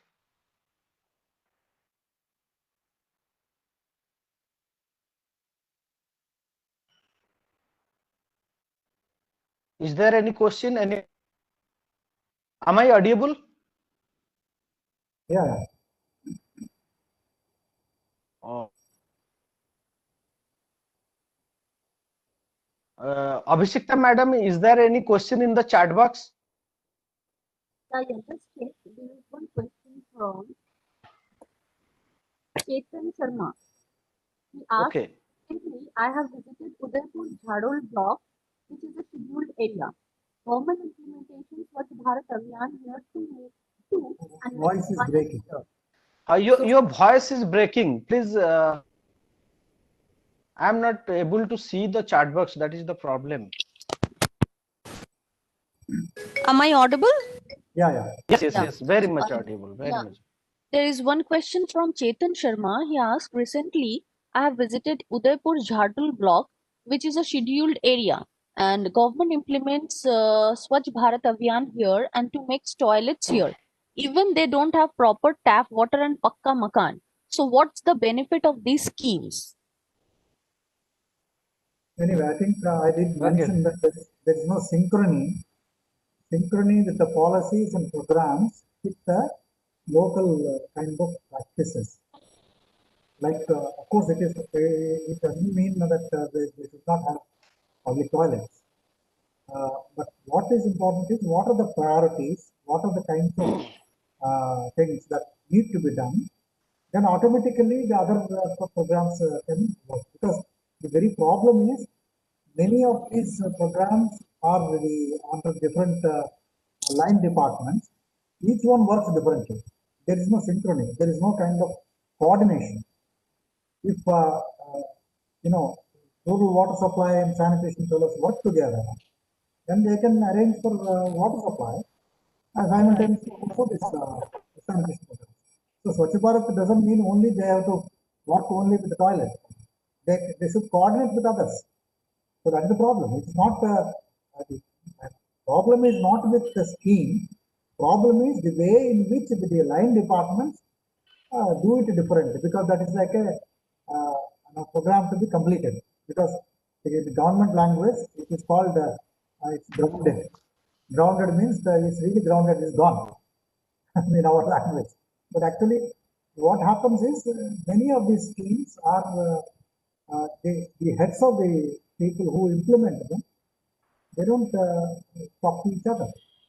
Like on one side, social forestry earlier used to give plants. Another side, under IRDP program, they used to give goats. Goats used to go and graze all these plants.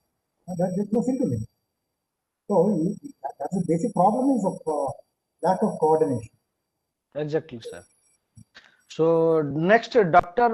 Anubhuti Patil, she would like to know that what are the names of salt trading tribes of Tamil Nadu before the British took over? It's a general question. I think, In work in Tamil Nadu, no, yes, I sir. think Yes, sir. this was in response to what Dr. Shashikumar was talking. I think this is what. You see, Yes, maybe. Yes. in other states, there Lamani. Lamani is the person who deals with salt. Lambada. Yes. They're all Lamani. states. Lavani. Yes, Lavani or Lamani from Maharashtra also. Lamani is there. yeah, Yes. they're called Lamani, Lavani. In Yes. Andhra also they're called with different names. Banjara. Yes. They're all traders. Still they are maintaining the nomadic nature, semi-nomadic or nomadic, Some you of can them say. still do. Some of them still do. Yes, sir. Yes, sir. So it's not that see, they were all small kind of a trade, because trade is the one that linked the people from different parts to other parts. They used to travel and they have links with the communities and they used to sell this. Some of them also used to collect the fuel wood from the commons, and then you know in this thing they used to contribute something else. So these are all So any more question in chat box? There is no question at all. So if anybody would like to ask question, please.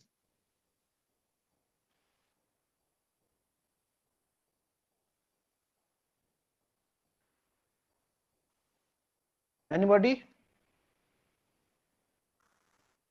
No. Okay. So I think if anybody is interested to ask question, please drop your question in the chat box. That is the better idea, because we Hello. all mute all everybody. Yes. Hello. Am Yes. I audible? Yes. Please tell your name, please. First of all, I will like to give so many thanks to the Anthropological Survey of India. It Please, was please very, first. yeah. Sir, Dr. just Shiva yes. uh, Just give your name and place, and then just ask your question. okay. Sir, I am Balasaheb Dhumal from Pune, from Gondali community, and I want to ask you to Honorable Shiva Prasad sir, sir, could you towards that Rohini Commission, will it benefit for DNTs or your view, please? See, I'm associated with both the commissions. And the idea of commission is basically to point out in a broader perspective what needs to be done. And if, because the kinds of policies and programs are to be derived at the local level or regional level. If everything cannot be a part of centralized program. If, for example, you have some communities, because Solapur, Pune, they all have a number of these communities. And you need to look at those communities, and because there are community organizations also.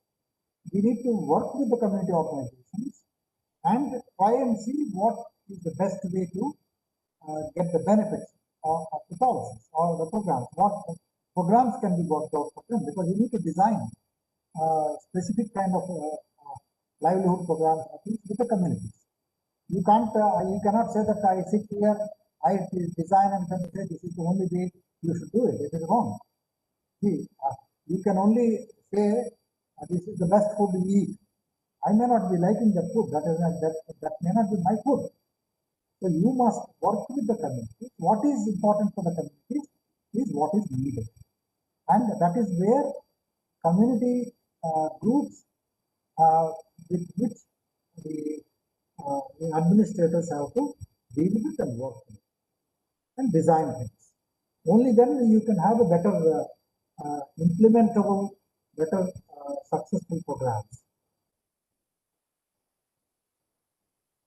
I hope I. Any question? Any more questions?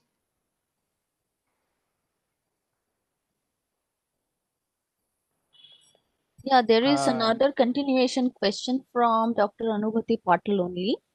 Okay. She says, for fishing community in deep forests of Melaghat of central Maharashtra, they use explosive in rivers and streams for fish yielding. Isn't there any alternative method to do the same by some other method without damaging the natural resources or sources? Sorry. Good. I think I don't know what kind of explosives they'll use. They are not terrorists. If they use such kind of things, the fish will vanish. So there must be some logic in what they're doing. In fact, there is a kind of, most of us know that when you catch fish, they also use some kind of mild, they may be poison for the fish, but temporarily they become, absolutely this thing, and then they are caught. Because there are different kinds of catching the fish. And it is not that they are damming and they are doing everything, because in fact there are a large number of studies on this. And if somebody, I think Dr. Patil can write to me, I can suggest on this. There is beautiful techniques of this thing that they do it. It is not that, you see, wherever the streams are there, it's not the fishermen who do it. Even the tribal community during certain seasons, they do fishing. Because that is seasonal kind of activity, when there is nothing else, they use that. So let us not think that they are harming the natural resources. In fact, if they harm the natural resource, they are gone. Their livelihood is gone. Where will they, how will they survive? So, in fact, these are all people living in the midst of nature. So, therefore, surviving in the midst of nature is by understanding the nature and by employing this kind of understanding to conserve nature. Because if the natural resources survive, they survive. Otherwise, they're gone. I think this is simple logic we must understand. It is not that they are damaging. If somebody else may be damaging natural resources. In fact, many of the natural resources are getting damaged by non-tribals or these semi-nomadic and other communities. I think this must be understood. Thank you, sir. So I think there is, and I would like to just Yeah. Hello. is there any Yes. question? Yes, we have another question from Shaktipada Haldar. He says that this is my humble submission to Shiva Prasad sir. Do you think it is ethical to identify some tribal people as notified, some as denotified, some as criminal, or some by other name just to dissociate them from the mainstream? Is it anthropological? I think the whole discussion which I did was to address this. We are not the ones who are identifying them as notified, denotified, and all that. This was done by administrators in the past. Now this has become a kind of a tag. Using this tag, the policies and programs are being designed, which is again problematic. And it is not that it is done by anthropologists. Anthropologists study and try to understand the problems of these communities, how to improve the communities is what we are doing. It is not that anthropologists are doing it. It is anthropological to understand the problem of these communities and how these communities have come to this pass. That is what we are trying to do. It is not that we are identifying them as denotified communities. It is the tag that is given. If they were earlier notified, they were considered as criminal tribes. Once they are denotified, they are considered as the denotified. In fact, we have been arguing you should not use any of these tags. In fact, this was also part of the commission's reports.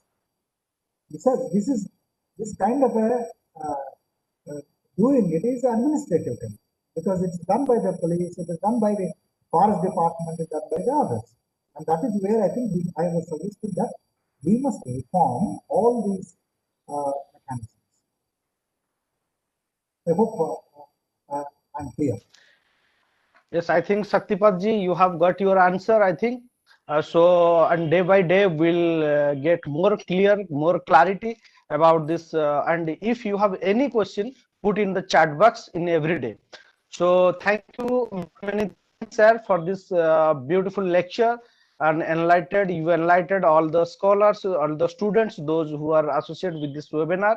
And thank you, sir, for this beautiful academic endeavor. You can share my email to people.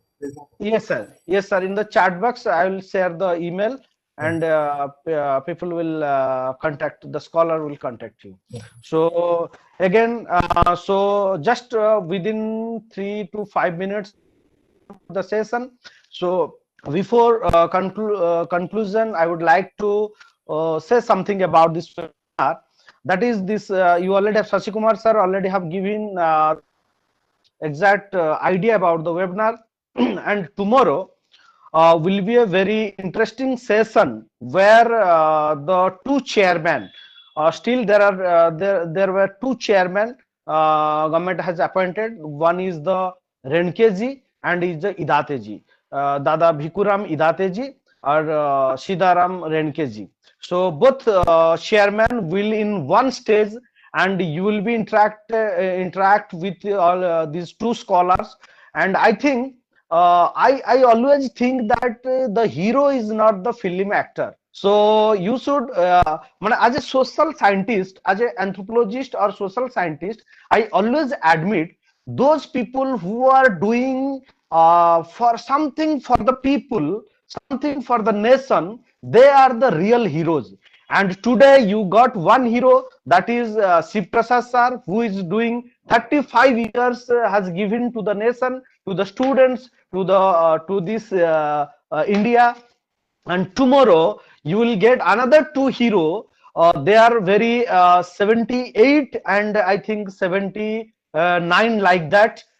Two experienced hero, that is Idateji and Renkeji. They have done very good work. They have collected, the Renkeji first collected the names in all over India, and then sir joined, Prasad Sasi Prasad sir has joined, then our director, honorable director, Professor Binu Kumar sir has joined, and they have done very good work.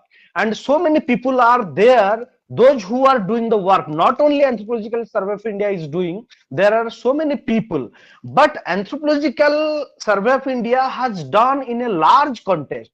We already have, in these 2 years, we already have done more than 150 communities covered, and we are just covering the ethnographic profile, the socio-economic profile of this community. Yeah, it is a wonderful work that the people are there, the communities are there. There is no literature about the community. There is nothing else. They have very, and in anthropology, you all know that the every communities have their rich cultural heritage, their rich social structure, their religious, their marriage pattern, which Shivkumar sir has just narrated, that how police are affecting these people. They are not they are not ready to understand the situation, the cultural pattern, the religious pattern, the marriage pattern, the law, the traditional law of these people. So that's why the Anthropological Survey of India is just preparing a ethnographic profile of these communities, those who are in ST, those who are in nomadic, those who are in semi-nomadic, and those who are nothing, not in these categories, means they're not in ST, not in SC, not in OBC, not general, not in DNTs. So still they are in aloof condition. They are moving in the forest, like Jangli of Rajasthan, like Banbauri of Rajasthan. So I have studied, and these people still no identification. So the heroes are, these heroes are searching these people and doing a noble work, and I have a great salute to these people and to you, sir, for this noble job and noble work. So thank you all for this webinar. And another thing is that day after tomorrow, the webinar will be one day after one day. So I think tomorrow will be one webinar, then one day gap, then fifth is another webinar, then sixth is gap, then seven. So it will continue from today to 6th January of the, and 30, more than 30 anthropologists, those who have done excellent work, hard work in the field and collected this ethnographic profile of this what is called the missing community, you can say, the less known community, you can say. So this community and the deprived community, you can say. So these communities will be placed before you, and you will be get huge knowledge. And if you will join, there are so many interested scholars are there. Those students, you will learn much and you will do very good work. And the scholars are there, the professors are there, the academicians, the judges are also there, the IS, the IPS, and also the administrative officers are there. If we all will polite towards the people, this because they have no education. So if you see, we will see in every paper, we will find that there is no education, there is no development programs, there is nothing there. They are unaware about this program, and people are staying also in the forest still. So we will know many ideas, many inquiries will get, and many knowledge you will get day by day. So thank you all, and tomorrow will be the session, and Idateji and Renkeji, both the honorable chair of National Commission, they will be speaking about their experience in denotified, nomadic and semi-nomadic communities. So thank you you all for the participation, beautiful participation, and I hope tomorrow will be large participation and you will be much benefited. So thank you, my Honorable Director for this beautiful arrangement, for this opportunity. That just see, we are going, we in one platform we are sharing this huge knowledge, and people are not still not aware about the knowledge. If you will say what is denotified, people, many people are there, you just ask and you will get the answer. We have not to say that must you easily you will get the answer that what is denotified, people have how many ideas and knowledge. So we'll think a better Bharat, better India with your cooperation. So thank you all, and thank you Shashi Kumar sir, thank you Umesh Kumar sir, thank you again once again Shiv Prasad sir. Your valuable suggestion and your valuable participation is people really the scholars are benefited, and thank you all. So for and today we are closing this webinar, and tomorrow sharp 6 p.m. we'll again start this webinar, and I request you will join before 5 minutes before. So thank you all, and have a nice have a good night and have a nice time. Thank you. Namaskar sir.